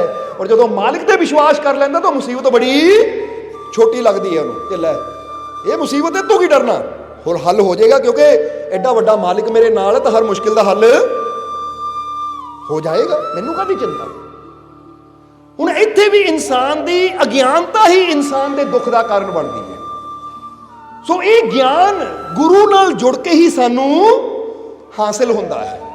ਜਿੱਦਾਂ ਮਹਾਤਮਾ ਬੁੱਧ ਨੂੰ ਕਿਸੇ ਨੇ ਪੁੱਛਿਆ, ਜਦੋਂ ਮਹਾਤਮਾ ਬੁੱਧ ਨੇ ਧਿਆਨ ਦੇ ਜ਼ਰੀਏ, ਆਪਣੀ ਬੰਦਗੀ ਦੇ ਜ਼ਰੀਏ ਉਸ ਮੰਜ਼ਿਲ ਨੂੰ ਪਾਇਆ, ਤਾਂ ਕਿਸੇ ਨੇ ਸਵਾਲ ਕੀਤਾ ਕਿ ਮਹਾਰਾਜ ਧਿਆਨ ਤੇ ਬਹਿ ਕੇ ਤੁਹਾਨੂੰ ਕੀ ਮਿਲਿਆ, ਧਿਆਨ ਕਰਨ ਨਾਲ ਤੁਹਾਨੂੰ ਕੀ ਮਿਲਿਆ? ਜਦੋਂ ਕਿਸੇ ਨੇ ਮਹਾਤਮਾ ਬੁੱਧ ਨੂੰ ਇੱਕ ਕੁਐਸਚਨ ਕੀਤਾ, ਇਹ ਪ੍ਰਸ਼ਨ ਕੀਤਾ, ਸਵਾਲ ਕੀਤਾ ਕਿ ਧਿਆਨ ਕਰਨ ਨਾਲ ਤੁਹਾਨੂੰ ਕੀ ਮਿਲਿਆ, ਤਾਂ ਮਹਾਤਮਾ ਬੁੱਧ ਨੇ ਬੜਾ ਪਿਆਰਾ ਜਵਾਬ ਦਿੱਤਾ। ਹੁਣ ਜੇ ਤੁਹਾਡੇ ਜੀਵਨ 'ਚ ਵੀ ਚਿੰਤਾਵਾਂ, ਟੈਨਸ਼ਨਾਂ, ਫਿਕਰ, ਡਰ ਜਾਂ ਹੋਰ ਕੁਝ ਹੈ ਨਾ, ਜਿਹੜਾ ਬੰਦਾ ਕਹਿੰਦਾ ਮੇਰਾ ਜੀਵਨ ਬਰਬਾਦ ਕਰਤਾ ਇਸਨੇ, ਤਾਂ ਇਸ ਗੱਲ ਨੂੰ ਤੁਸੀਂ ਵੀ ਸਮਝ ਲਿਓ ਕਿ ਕੀ ਇਸ਼ਾਰਾ ਕਰ ਰਹੇ ਮਹਾਤਮਾ ਬੁੱਧ। ਜਦੋਂ ਕਿਸੇ ਨੇ ਪੁੱਛਿਆ ਕਿ ਮਹਾਰਾਜ ਧਿਆਨ ਕਰਨ ਨਾਲ ਤੁਹਾਨੂੰ ਕੀ ਹਾਸਿਲ ਹੋਇਆ, ਕੀ ਮਿਲਿਆ, ਤਾਂ ਮਹਾਤਮਾ ਬੁੱਧ ਨੇ ਬੜਾ ਪਿਆਰਾ ਜਵਾਬ ਦਿੱਤਾ। ਮਹਾਤਮਾ ਬੁੱਧ ਕਹਿੰਦੇ ਧਿਆਨ ਕਰਨ ਨਾਲ ਮੈਨੂੰ ਮਿਲਿਆ ਕੀ, ਉਹ ਮੈਂ ਦੱਸ ਨਹੀਂ ਸਕਦਾ, ਉਹ ਮੈਂ ਸ਼ਬਦਾਂ 'ਚ ਬੋਲ ਕੇ ਦੱਸ ਨਹੀਂ ਸਕਦਾ, ਪਰ ਧਿਆਨ ਕਰਨ ਨਾਲ ਮੇਰਾ ਗਿਆ ਕੀ, ਮੈਂ ਗਵਾਇਆ ਕੀ, ਉਹ ਮੈਂ ਦੱਸ ਸਕਦਾ ਹਾਂ। ਫੇ ਕੀ ਕਹਿੰਦੇ ਮਹਾਤਮਾ ਬੁੱਧ ਕਿ ਧਿਆਨ ਕਰਨ ਨਾਲ ਮੈਂ ਗਵਾਇਆ ਕੀ, ਗਿਆ ਕੀ ਮੇਰਾ? ਧਿਆਨ ਕਰਨ ਨਾਲ ਮੇਰਾ ਕ੍ਰੋਧ ਚਲਾ ਗਿਆ, ਧਿਆਨ ਕਰਨ ਨਾਲ ਮੇਰੀ ਅੰਦਰ ਦੀ ਅਸ਼ਾਂਤੀ ਚਲੀ ਗਈ, ਧਿਆਨ ਕਰਨ ਨਾਲ ਮੇਰੇ ਅੰਦਰੋਂ ਲੋਭ ਚਲਾ ਗਿਆ, ਧਿਆਨ ਕਰਨ ਨਾਲ ਮੇਰੇ ਅੰਦਰੋਂ ਗੁੱਸਾ, ਅਸ਼ਾਂਤੀ, ਲੋਭ, ਕ੍ਰੋਧ, ਅਹੰਕਾਰ ਚਲਾ ਗਿਆ। ਜ਼ਰਾ ਸਮਝਣਾ, ਇਹ ਗਿਣੀ ਜਾਇਓ ਚੀਜ਼ਾਂ। ਕਹਿੰਦੇ ਕ੍ਰੋਧ ਚਲਾ ਗਿਆ, ਲੋਭ ਚਲਾ ਗਿਆ, ਅਸ਼ਾਂਤੀ ਚਲੀ ਗਈ, ਅਹੰਕਾਰ ਚਲਾ ਗਿਆ, ਔਰ ਮੇਰੇ ਅੰਦਰੋਂ ਡਰ ਚਲਾ ਗਿਆ, ਮ੍ਰਿਤਿੂ ਦਾ, ਬੁਢਾਪੇ ਦਾ, ਔਰ ਹਰ ਤਰ੍ਹਾਂ ਦੀ ਮੁਸ਼ਕਿਲ ਦਾ ਡਰ ਚਲਾ ਗਿਆ। ਹੁਣ ਅਗਰ ਦੇਖਿਆ ਜਾਵੇ ਤਾਂ ਇਹੀ ਤਾਂ 5-6 ਚੀਜ਼ਾਂ ਹੈ ਜਿਹੜੀਆਂ ਇਨਸਾਨ ਨੂੰ ਪਰੇਸ਼ਾਨ ਕਰਦੀਆਂ। ਮਹਾਤਮਾ ਬੁੱਧ ਨੇ ਕਿਹਾ ਮੇਰੇ ਅੰਦਰੋਂ ਕ੍ਰੋਧ ਚਲਾ ਗਿਆ, ਇਹਦਾ ਮਤਲਬ ਕ੍ਰੋਧ ਗਿਆ ਤਾਂ ਸ਼ਾਂਤੀ ਆ ਗਈ, ਦਇਆ ਆ ਗਈ। ਮੇਰੇ ਅੰਦਰੋਂ ਅਸ਼ਾਂਤੀ ਗਈ, ਯਾਨੀ ਜਿਹੜਾ ਮਨ ਅਸ਼ਾਂਤ ਹੋ ਜਾਂਦਾ ਸੀ, ਧਿਆਨ ਕਰਨ ਨਾਲ ਉਹ ਸ਼ਾਂਤ ਹੋ ਗਿਆ। ਹੁਣ ਹਾਲਾਤ ਜਿੱਦਾਂ ਦੇ ਮਰਜ਼ੀ, ਹੁਣ ਮੇਰੇ ਅੰਦਰ ਸਦਾ ਸ਼ਾਂਤੀ ਰਹਿੰਦੀ ਹੈ। ਮੇਰੇ ਅੰਦਰੋਂ ਅਹੰਕਾਰ ਚਲਾ ਗਿਆ, ਨਿਮਰਤਾ ਆ ਗਈ। ਸਮਝਦੇ ਹੋ ਕਿ ਨਹੀਂ? ਮੇਰੇ ਅੰਦਰੋਂ ਲੋਭ ਚਲਾ ਗਿਆ, ਹੁਣ ਕੋਈ ਲਾਲਚ ਨਹੀਂ ਰਹਿ ਗਿਆ। ਹੁਣ ਮੇਰੇ ਅੰਦਰ ਬਸ ਜਿੱਦਾਂ ਕਹਿੰਦੇ ਨਾ ਕਰੁਣਾ ਆ ਗਈ, ਪਿਆਰ ਆ ਗਿਆ, ਸਭ ਦੀ ਫਿਕਰ ਆ ਗਈ। ਕਿਉਂਕਿ ਲਾਲਚੀ ਬੰਦਾ ਹਮੇਸ਼ਾ ਆਪਣੇ ਬਾਰੇ ਸੋਚਦਾ ਹੈ, ਤਾਂ ਜਿਹਦਾ ਲਾਲਚ ਚਲਾ ਜਾਵੇ ਉਹ ਸਭ ਦੇ ਬਾਰੇ ਸੋਚਦਾ ਹੈ। ਸਮਝ ਆ ਰਹੀ ਕਿ ਨਹੀਂ? ਔਰ ਮੇਰੇ ਅੰਦਰੋਂ ਡਰ ਚਲਾ ਗਿਆ, ਚਿੰਤਾ ਚਲੀ ਗਈ, ਕਿਉਂਕਿ ਬੰਦਾ ਬੜੀਆਂ ਚਿੰਤਾਵਾਂ ਕਰਦਾ ਹੈ, ਪਰ ਧਿਆਨ ਕਰਨਾ ਮੇਰੀਆਂ ਸਾਰੀਆਂ ਚਿੰਤਾਵਾਂ ਚਲੀਆਂ ਗਈਆਂ। ਔਰ ਡਰ ਵੀ ਚਲਾ ਗਿਆ। ਕਿਹੜਾ ਕਿਹੜਾ ਡਰ ਗਿਆ ਮਹਾਤਮਾ ਬੁੱਧ ਨੇ? ਕਹਿੰਦੇ ਮ੍ਰਿਤਿੂ ਦਾ ਡਰ ਚਲਾ ਗਿਆ, ਬੁਢਾਪੇ ਦਾ ਡਰ ਚਲਾ ਗਿਆ, ਔਰ ਨਾਲ ਨਾਲ ਮੁਸੀਬਤਾਂ, ਪਰੇਸ਼ਾਨੀਆਂ ਦਾ ਡਰ ਵੀ ਚਲਾ ਗਿਆ। ਕਿਉਂਕਿ ਇਹ ਵੀ ਡਰ ਹੁੰਦਾ, ਹਾਏ ਮੇਰੇ 'ਤੇ ਆਹ ਮੁਸੀਬਤ ਨਾ ਆ ਜਾਵੇ, ਹਾਏ ਮੇਰੇ ਨਾਲ ਬੁਰਾ ਨਾ ਹੋ ਜਾਵੇ। ਜਾਂ ਫਿਰ ਬੰਦੇ ਨੂੰ ਡਰ ਹੁੰਦਾ ਬੁਢਾਪੇ 'ਚ ਮੇਰਾ ਕੀ ਬਣੇਗਾ, ਜਦੋਂ ਮੈਂ ਬੁੜਾ ਹੋ ਗਿਆ ਮੇਰਾ ਕੀ ਬਣੇਗਾ। ਜਾਂ ਫਿਰ ਮੌਤ ਦਾ ਡਰ ਹੁੰਦਾ, ਮੌਤ 'ਚ ਮੇਰੇ ਨਾਲ ਕੀ ਹੋਏਗਾ, ਜੇ ਮੇਰੀ ਮੌਤ ਆ ਗਈ ਪਤਾ ਨਹੀਂ ਮੇਰਾ ਕੀ ਬਣਨਾ ਹੈ। ਮਰਨ ਤੋਂ ਬੰਦਾ ਡਰਦਾ ਹੈ। ਮਹਾਤਮਾ ਬੁੱਧ ਕਹਿੰਦੇ ਧਿਆਨ ਕਰਕੇ ਮਿਲਿਆ ਕੀ, ਉਹ ਮੈਂ ਬੋਲ ਕੇ ਨਹੀਂ ਦੱਸ ਸਕਦਾ, ਉਹ ਤਾਂ ਆਨੰਦ ਹੈ ਜਿਹਨੂੰ ਸ਼ਬਦਾਂ 'ਚ ਬਿਆਨ ਕੀਤਾ ਨਹੀਂ ਜਾ ਸਕਦਾ। ਪਰ ਮੈਂ ਇਹ ਦੱਸ ਸਕਦਾ ਕਿ ਧਿਆਨ ਕਰਨਾ ਮੇਰਾ ਗਿਆ ਕੀ। ਹੁਣ ਤੁਸੀਂ ਵੀ ਸਮਝ ਲਓ, ਕ੍ਰੋਧ, ਚਿੰਤਾ, ਡਰ, ਅਹੰਕਾਰ, ਅਸ਼ਾਂਤੀ, ਲੋਭ ਚਲਾ ਗਿਆ। ਹੁਣ ਇੱਥੋਂ ਕੀ ਪਤਾ ਲੱਗਦਾ ਹੈ? ਫਿਰ ਮਹਾਤਮਾ ਬੁੱਧ ਕਹਿੰਦੇ ਹੈ ਕਿ ਜਿਹੜਾ ਵੀ ਚਾਹੁੰਦਾ ਹੈ ਮੇਰੇ ਜੀਵਨ 'ਚ ਇਹ ਚੀਜ਼ਾਂ ਚਲੀਆਂ ਜਾਣ ਔਰ ਮੇਰੇ ਜੀਵਨ 'ਚ ਆਨੰਦ ਆ ਜਾਵੇ, ਫਿਰ ਉਹਨੂੰ ਚਾਹੀਦਾ ਮੈਡੀਟੇਸ਼ਨ ਕਰਨ, ਧਿਆਨ ਕਰਨ, ਸਿਮਰਨ ਕਰਨ। ਹੁਣ ਜ਼ਰਾ ਗੌਰ ਕਰਨਾ, ਅੱਜ ਬੰਦਾ ਇਹ ਤਾਂ ਚਾਹੁੰਦਾ ਆ ਕਿ ਮੇਰੇ ਜੀਵਨ 'ਚ ਕੋਈ ਚਿੰਤਾ ਨਾ ਹੋਵੇ, ਕੋਈ ਡਰ ਨਾ ਹੋਵੇ, ਮੇਰੇ ਜੀਵਨ 'ਚ ਕ੍ਰੋਧ ਨਾ ਹੋਵੇ। ਪਰ ਹੁਣ ਮਹਾਤਮਾ ਬੁੱਧ ਨੇ ਦੱਸਿਆ ਕਿ ਚੀਜ਼ਾਂ ਜਾਣਗੀਆਂ, ਪਰ ਉਹਦੇ ਵਾਸਤੇ ਸਾਨੂੰ ਮੈਡੀਟੇਸ਼ਨ, ਧਿਆਨ, ਸਿਮਰਨ ਕਰਨਾ ਪੈਣਾ ਹੈ। ਅੱਜ ਅਸੀਂ ਮੈਡੀਟੇਸ਼ਨ ਕਰਨ ਨੂੰ ਤਿਆਰ ਨਹੀਂ ਹੈ, ਸਿਮਰਨ ਕਰਨ ਨੂੰ ਤਿਆਰ ਨਹੀਂ ਹੈ, ਤਾਂ ਚਾਹੁੰਦੇ ਆ ਕਿ ਮੇਰੇ ਜੀਵਨ 'ਚ ਸ਼ਾਂਤੀ ਆ ਜਾਵੇ, ਮੇਰੇ ਜੀਵਨ 'ਚ ਖੁਸ਼ੀ ਆ ਜਾਵੇ, ਮੇਰੇ ਜੀਵਨ 'ਚ ਆਨੰਦ ਆ ਜਾਵੇ, ਮੇਰੀਆਂ ਸਾਰੀਆਂ ਚਿੰਤਾਵਾਂ, ਕ੍ਰੋਧ, ਡਰ, ਲੋਭ, ਹੰਕਾਰ ਦੂਰ ਹੋ ਜਾਵੇ। ਉਹ ਦੱਸ ਰਹੇ ਹੈ ਕਿ ਚੀਜ਼ਾਂ ਉਦੋਂ ਹੀ ਜਾਂਦੀਆਂ ਜਦੋਂ ਤੂੰ ਸਿਮਰਨ ਕਰਦਾ, ਮੈਡੀਟੇਸ਼ਨ ਕਰਦਾ, ਧਿਆਨ ਕਰਦਾ ਹੈ। ਹੁਣ ਅਗਰ ਇਹਨਾਂ ਚੀਜ਼ਾਂ ਤੋਂ ਛੁਟਕਾਰਾ ਚਾਹੀਦਾ ਹੈ ਤਾਂ ਸਾਨੂੰ ਮੈਡੀਟੇਸ਼ਨ ਵਾਸਤੇ ਟਾਈਮ, ਧਿਆਨ ਵਾਸਤੇ ਟਾਈਮ, ਸਿਮਰਨ ਵਾਸਤੇ ਟਾਈਮ ਕੱਢਣਾ ਚਾਹੀਦਾ ਹੈ। ਪਰ ਉਹ ਟਾਈਮ ਵੀ ਉਹੀ ਕੱਢੇਗਾ ਜਿਹਨੂੰ ਯੁਕਤੀ ਦਾ ਪਤਾ ਹੋਵੇ ਕਿ ਧਿਆਨ ਕਰਨ ਦੀ, ਸਿਮਰਨ ਕਰਨ ਦੀ ਯੁਕਤੀ ਕੀ ਹੈ, ਵਿਧੀ ਕੀ ਹੈ। ਕਿਉਂਕਿ ਬਿਨਾਂ ਵਿਧੀ ਤੋਂ ਬੰਦਾ ਕੀ ਕਰੇਗਾ? ਹੁਣ ਜਰਾ ਸੋਚੋ, ਜਿਨ੍ਹਾਂ ਨੇ ਨਾਮਦਾਨ ਨਹੀਂ ਲਿਆ ਜਾਂ ਜਿਨ੍ਹਾਂ ਕੋਲ ਹਲੇ ਯੁਕਤੀ ਨਹੀਂ ਹੈ, ਉਹ ਕੀ ਕਰਨਗੇ? ਉਹਨਾਂ ਨੂੰ ਪਤਾ ਹੀ ਨਹੀਂ ਕਰਨਾ ਕੀ ਹੈ। ਸੋ ਹਰ ਚੀਜ਼ ਨੂੰ ਕਰਨ ਦੀ ਇੱਕ ਵਿਧੀ ਹੁੰਦੀ ਹੈ। ਇਸ ਲਈ ਕਬੀਰ ਸਾਹਿਬ ਵੀ ਉਹੀ ਗੱਲ ਕਹਿ ਰਹੇ ਹੈ ਕਿ ਬਿਨਾਂ ਗੁਰੂ ਤੋਂ ਜੀਵਨ ਇਦਾਂ ਅੰਧੇਰਾ, ਜਿੱਦਾਂ ਬਿਨਾਂ ਰੋਸ਼ਨੀ ਤੋਂ ਘਰ ਦੀ ਹਾਲਤ ਹੁੰਦੀ ਹੈ ਨਾ, ਕਿ ਘਰ ਦੀ ਸੁੰਦਰਤਾ, ਘਰ ਦੀ ਸ਼ੋਭਾ ਪ੍ਰਕਾਸ਼ ਨਾਲ ਹੁੰਦੀ ਹੈ। ਤਾਂ ਹੀ ਤੁਸੀਂ ਦੇਖਦੇ ਹੋ ਵਿਆਹ ਸ਼ਾਦੀ ਹੁੰਦੀ ਤਾਂ ਬੰਦਾ ਕਿੰਨੀਆਂ ਰੋਸ਼ਨੀਆਂ ਕਰਦਾ ਹੈ। ਉਹ ਰੋਸ਼ਨੀ ਕਰਨ ਨਾਲ ਛੋਟੇ ਤੋਂ ਛੋਟਾ ਘਰ ਵੀ ਬੜਾ ਸੋਹਣਾ ਲੱਗਦਾ ਹੈ, ਲੱਗਦਾ ਕਿ ਨਹੀਂ? ਜਦੋਂ ਦੀਵੇ ਜਗ ਜਾਂਦੇ ਆ, ਲਾਈਟਾਂ ਲੜੀਆਂ ਲਟਕਾ ਦਿਓ ਤਾਂ ਕਿੰਨਾ ਸੋਹਣਾ ਲੱਗਦਾ ਦੇਖਣ ਨੂੰ। ਇਸੇ ਤਰ੍ਹਾਂ ਜਦੋਂ ਜੀਵਨ ਦੇ ਵਿੱਚ ਉਹ ਪ੍ਰਭੂ ਦੇ ਘਰ ਦਾ ਪ੍ਰਕਾਸ਼ ਆਉਂਦਾ, ਸ਼ਬਦ ਦਾ ਪ੍ਰਕਾਸ਼ ਆਉਂਦਾ, ਗਿਆਨ ਦਾ ਪ੍ਰਕਾਸ਼ ਆਉਂਦਾ, ਤਾਂ ਜੀਵਨ ਵੀ ਸੁੰਦਰ ਹੋ ਜਾਂਦਾ ਹੈ। ਤਾਂ ਹੀ ਤਾਂ ਤੁਸੀਂ ਕਈ ਵਾਰ ਦੇਖੋਗੇ ਕਈ ਇਨਸਾਨਾਂ ਦੇ ਕੋਲ ਨਾ ਘਰ ਛੋਟਾ ਹੋਏਗਾ, ਪੈਸਾ ਘੱਟ ਹੋਏਗਾ, ਕੱਪੜਾ ਸਧਾਰਨ ਹੋਏਗਾ, ਪਰ ਜੀਵਨ ਉਹਨਾਂ ਦਾ ਇੰਨਾ ਸੋਹਣਾ ਹੋਏਗਾ ਕਿ ਜਿੱਧਰ ਦੀ ਜਾਣਗੇ ਲੋਕੀ ਤਾਰੀਫ ਕਰਨਗੇ, ਬੰਦਾ ਬੜਾ ਚੰਗਾ ਹੈ, ਕਿਉਂਕਿ ਉਹਦੇ ਕੋਲ ਗਿਆਨ ਹੈ ਗੁਰੂ ਦਾ, ਉਹਦੇ ਕੋਲ ਸਮਝ ਹੈ, ਉਹਦੇ ਕੋਲ ਜੀਵਨ ਜੀਣ ਦਾ ਤਰੀਕਾ ਹੈ। ਤਾਂ ਕਈਆਂ ਕੋਲ ਜਿੱਦਾਂ ਦੱਸਿਆ ਪੈਸਾ ਸਭ ਕੁਝ ਹੀ ਹੈ, ਪਰ ਉਹਨਾਂ ਦੀ ਬੋਲ ਬਾਣੀ, ਉਹਨਾਂ ਦਾ ਤੁਰਨਾ ਫਿਰਨਾ, ਉਹਨਾਂ ਦਾ ਸਲੂਕ ਹੀ ਇਦਾਂ ਦਾ ਹੁੰਦਾ ਕਿ ਦੂਜੇ ਬੰਦੇ ਨੂੰ ਤਕਲੀਫ ਹੀ ਦਿੰਦੇ ਆ। ਸਮਝ ਆ ਰਹੀ ਕਿ ਨਹੀਂ? ਇਸ ਲਈ ਇਹ ਚੀਜ਼ ਦਾ ਖਾਸ ਸਾਨੂੰ ਖਿਆਲ ਰੱਖਣਾ ਪੈਣਾ। ਅਗਰ ਜੀਵਨ 'ਚ ਅਸੀਂ ਰਹਿਮਤਾਂ ਚਾਹੁੰਦੇ ਹਾਂ, ਬਰਕਤਾਂ ਚਾਹੁੰਦੇ ਹਾਂ, ਔਰ ਚਾਹੁੰਦੇ ਹਾਂ ਜੀਵਨ ਦੀ ਅਸ਼ਾਂਤੀ ਚਲੀ ਜਾਵੇ, ਜੀਵਨ 'ਚ ਸ਼ਾਂਤੀ ਆ ਜਾਵੇ, ਚਿੰਤਾਵਾਂ ਚਲੀਆਂ ਜਾਣ, ਜੀਵਨ 'ਚ ਖੁਸ਼ੀਆਂ ਆ ਜਾਣ, ਡਰ ਚਲਾ ਜਾਵੇ, ਜੀਵਨ 'ਚ ਨਿਡਰਤਾ ਆਵੇ, ਕ੍ਰੋਧ ਚਲਾ ਜਾਵੇ, ਜੀਵਨ 'ਚ ਪਿਆਰ ਆਵੇ, ਤਾਂ ਫਿਰ ਉਹਦੇ ਵਾਸਤੇ ਗੁਰੂ ਦੇ ਨਾਲ ਜੁੜ ਕੇ ਮੈਡੀਟੇਸ਼ਨ ਕਰੀਏ, ਧਿਆਨ ਕਰੀਏ, ਕਿਉਂਕਿ ਇਹ ਸਾਨੂੰ ਅੰਦਰਲੇ ਉਸ ਆਨੰਦ ਨਾਲ ਜੋੜਦਾ ਹੈ। ਜਿਹਦਾ ਦੱਸਿਆ ਨਾ ਕਿ ਸੂਆ ਦੇ ਅੰਦਰ ਹੀ ਪੰਖ ਹੈ, ਤਾਕਤ ਹੈ ਉੜਨ ਦੀ, ਪਰ ਗਿਆਨ ਨਾ ਹੋਣ ਕਰਕੇ ਸੜੀ ਜਾਂਦਾ ਹੈ।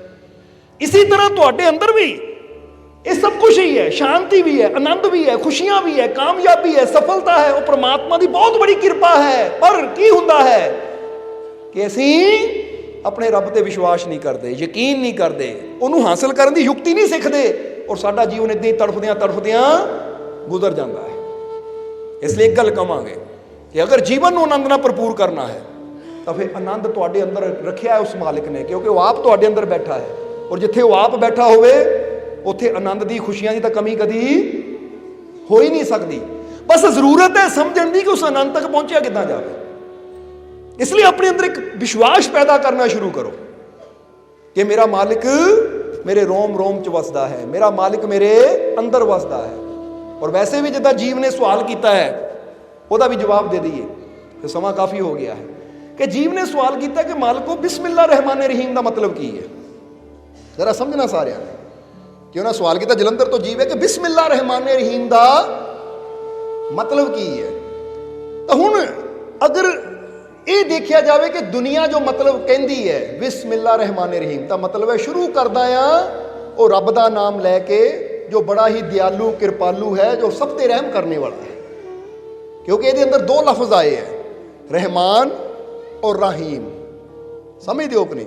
ਰਹਿਮਾਨ ਦਾ ਮਤਲਬ ਹੁੰਦਾ ਦਿਆਲੂ ਕਿਰਪਾਲੂ, ਰਹੀਮ ਦਾ ਮਤਲਬ ਉਹ ਪਰਮਾਤਮਾ, ਉਹ ਭਗਵਾਨ, ਉਹ ਖੁਦਾ ਜੋ ਸਭ ਤੇ ਰਹਿਮਤ ਕਰਦਾ, ਸਭ ਨੂੰ ਬਖਸ਼ਣਹਾਰ ਹੈ, ਬੜੇ ਤੋਂ ਬੜੇ ਗੁਨਾਹਗਾਰ ਨੂੰ ਵੀ ਉਹ ਬਖਸ਼ ਦਿੰਦਾ। ਔਰ ਬਿਸਮਿਲ੍ਲਾ ਦਾ ਮਤਲਬ ਹੈ ਸ਼ੁਰੂ ਕਰਦੇ ਆ ਉਹਦਾ ਨਾਮ ਲੈ ਕੇ, ਜੋ ਰਹਿਮਾਨ ਹੈ, ਸਭ ਤੇ ਕਿਰਪਾ ਕਰਨ ਵਾਲਾ ਹੈ, ਔਰ ਰਹੀਮ ਹੈ।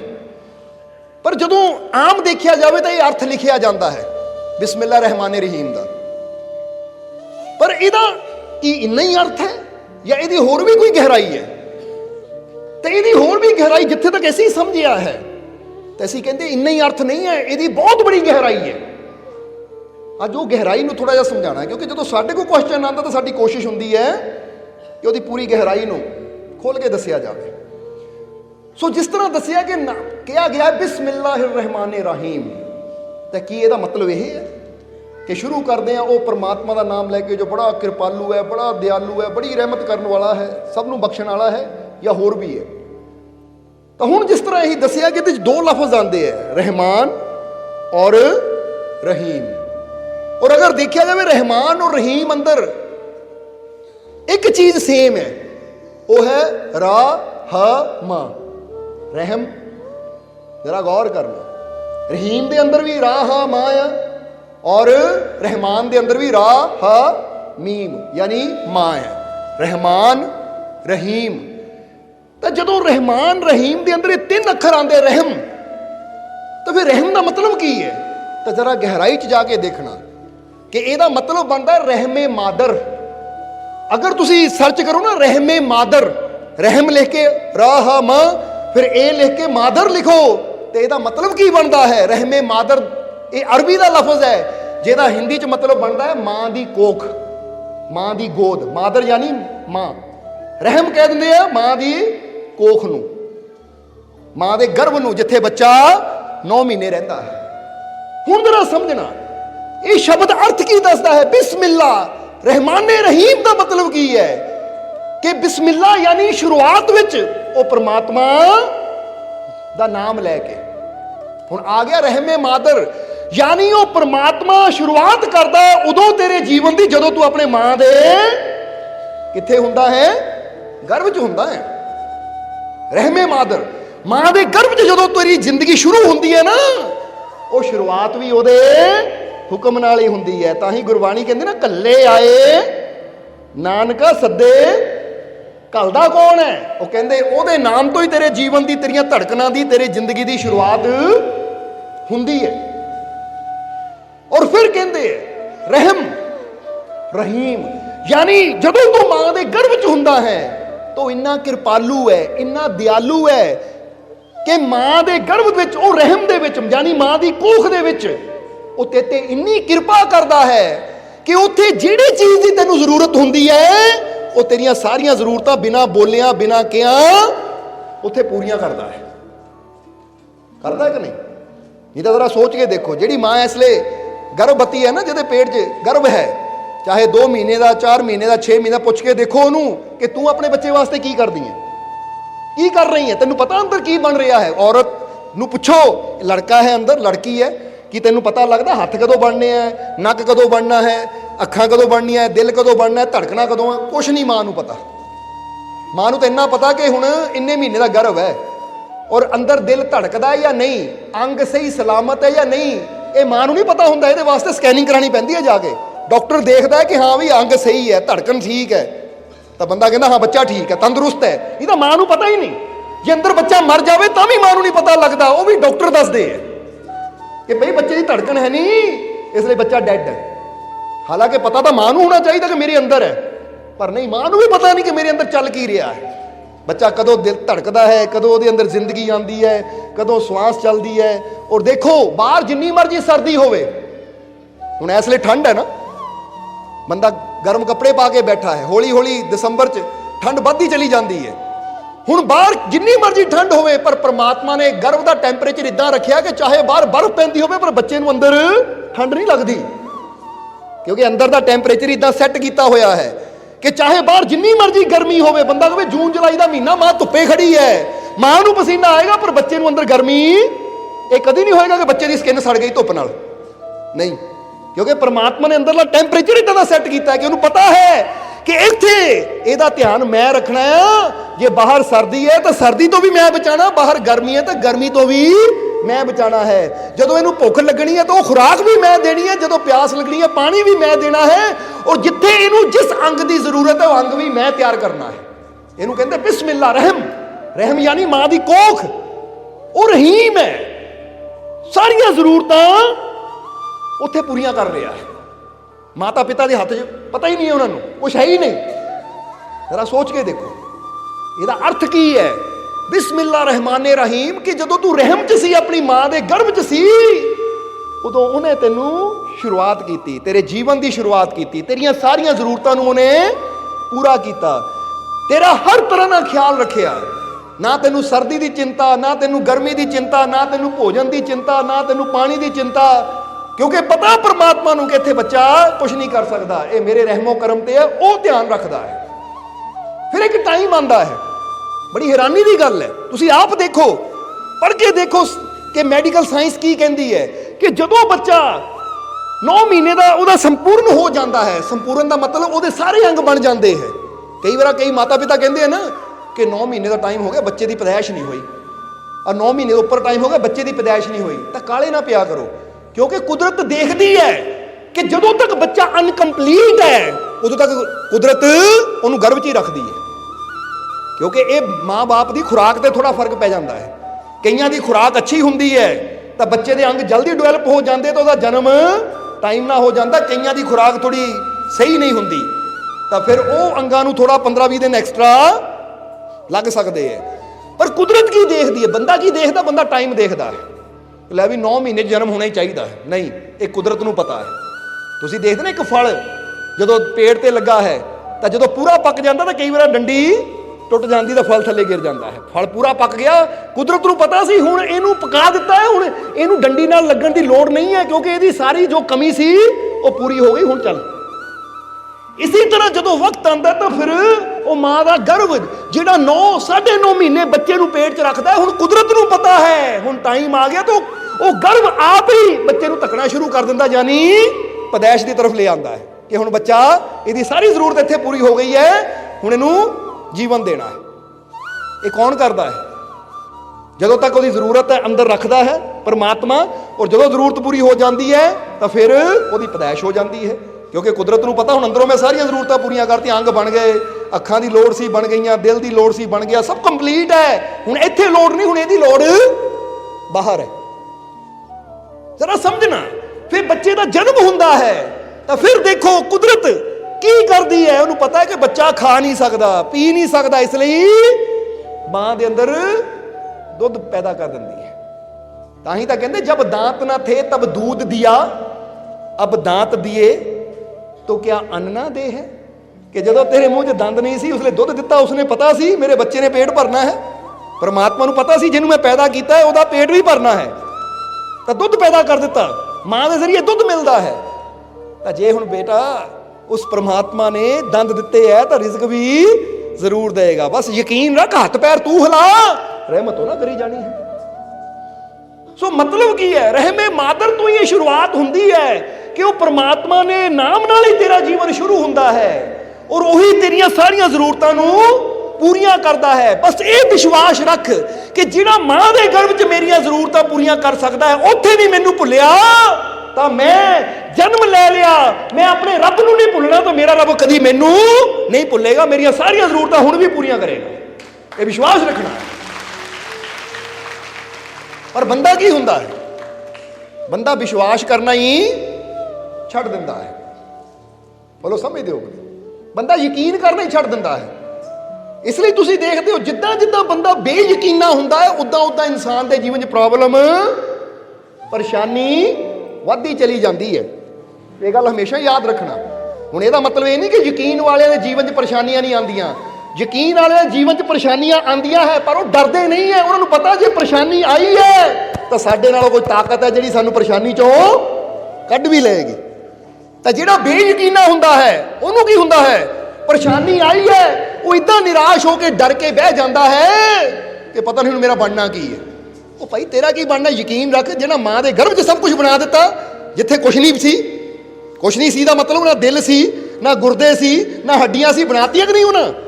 ਜਦੋਂ ਮਾਂ ਦੇ ਗਰਭ 'ਚ ਕੁਛ ਨਹੀਂ ਸੀ, ਇੱਕ ਛੋਟਾ ਜਿਹਾ ਮਾਸ ਦਾ ਲੁਥੜਾ ਸੀ, ਪਾਣੀ ਦੀ ਬੂੰਦ ਸੀ, ਉੱਥੇ ਸਭ ਕੁਝ ਬਣਾ ਦਿੱਤਾ, ਤਾਂ ਹੁਣ ਕਿਉਂ ਡਰਦਾ ਕਿ ਮੇਰਾ ਕੀ ਬਣੇਗਾ? ਯਕੀਨ ਰੱਖ, ਜਿਹੜਾ ਉੱਥੇ ਬਣਾ ਸਕਦਾ ਉਹ ਇੱਥੇ ਵੀ ਸਭ ਕੁਝ ਬਣਾ ਸਕਦਾ ਹੈ। ਵਿਸ਼ਵਾਸ ਰੱਖ। ਇਸ ਲਈ ਯਕੀਨ ਰੱਖੋ ਆਪਣੇ ਮਾਲਿਕ ਤੇ ਕਿ ਜੇ ਮੈਨੂੰ ਮੇਰੇ ਮਾਲਿਕ ਨੇ ਜਨਮ ਦਿੱਤਾ ਹੈ, ਜੀਵਨ ਦਿੱਤਾ ਹੈ, ਤਾਂ ਮੈਂ ਕਦੀ ਇਹ ਨਹੀਂ ਕਹਿਣਾ ਹਾਏ ਮੇਰਾ ਕੀ ਬਣੇਗਾ। ਬੋਲੋ ਸਮਝਦੇ ਹੋ ਕਿ ਨਹੀਂ? ਇਸ ਲਈ ਇੱਕ ਗੱਲ ਕਹਾਂਗੇ, ਕਈ ਪਤਾ ਕਿੱਦਾਂ ਦੇ ਹੁੰਦੇ ਆ, ਕਈ ਹੁੰਦੇ ਆ ਖਾਬ ਦੇਖਣ ਵਾਲੇ, ਉਹ ਸਿਰਫ ਖਾਬ ਹੀ ਦੇਖਦੇ ਆ। ਤਾਂ ਜਿਹੜੇ ਆਪਣੇ ਮਾਲਿਕ ਤੇ ਯਕੀਨ ਰੱਖਣ ਵਾਲੇ ਹੁੰਦੇ ਨਾ, ਭਰੋਸਾ ਰੱਖਣ ਵਾਲੇ ਹੁੰਦੇ ਆ, ਉਹ ਖਾਬ ਦੇਖਦੇ ਵੀ ਐ ਤਾਂ ਖਾਬ ਉਹਨਾਂ ਦੇ ਪੂਰੇ ਵੀ ਹੁੰਦੇ ਆ। ਜਿਹਦਾ ਇੱਕ ਬੰਦਾ ਖਾਬ ਦੇਖਦਾ, ਫਰਕ ਪਤਾ ਕੀ ਹੁੰਦਾ, ਦੱਸ ਦਈਏ ਥੋੜੀ ਮਿਸਾਲ ਦੇ ਕੇ। ਇੱਕ ਬੰਦਾ ਖਾਬ ਦੇਖਦਾ, ਬੈਠਾ ਕੁਰਸੀ ਤੇ, ਨੌਜਵਾਨ ਸਮਝ ਲਓ 18 19 20 ਸਾਲ ਦਾ ਨੌਜਵਾਨ ਹੈ, ਉਹ ਬੈਠਾ ਖਾਬ ਦੇਖਦਾ ਹੈ। ਕੋਈ ਪੁੱਛਦਾ ਬੇਟਾ ਕੀ ਦੇਖ ਰਿਹਾ? ਉਹ ਮੈਂ ਦੇਖ ਰਿਹਾ ਹਾਂ ਕਿ ਮੇਰੇ ਚਾਚਾ ਜੀ ਕੈਨੇਡਾ 'ਚ ਰਹਿੰਦੇ ਹੈ, ਉਹਨਾਂ ਨੇ ਆਏ, ਉਹ ਆ ਕੇ ਉਹਨਾਂ ਮੈਨੂੰ ਇੱਕ ਬਹੁਤ ਬੜੀ ਗੱਡੀ ਦਿੱਤੀ, ਕਾਰ ਦਿੱਤੀ ਗਿਫਟ ਵਿੱਚ, ਮੈਂ ਉਹ ਕਾਰ ਚਲਾ ਰਿਹਾ। ਖਾਬ ਦੇਖ ਰਿਹਾ ਹੈ ਕਿਹਦੇ ਭਰੋਸੇ?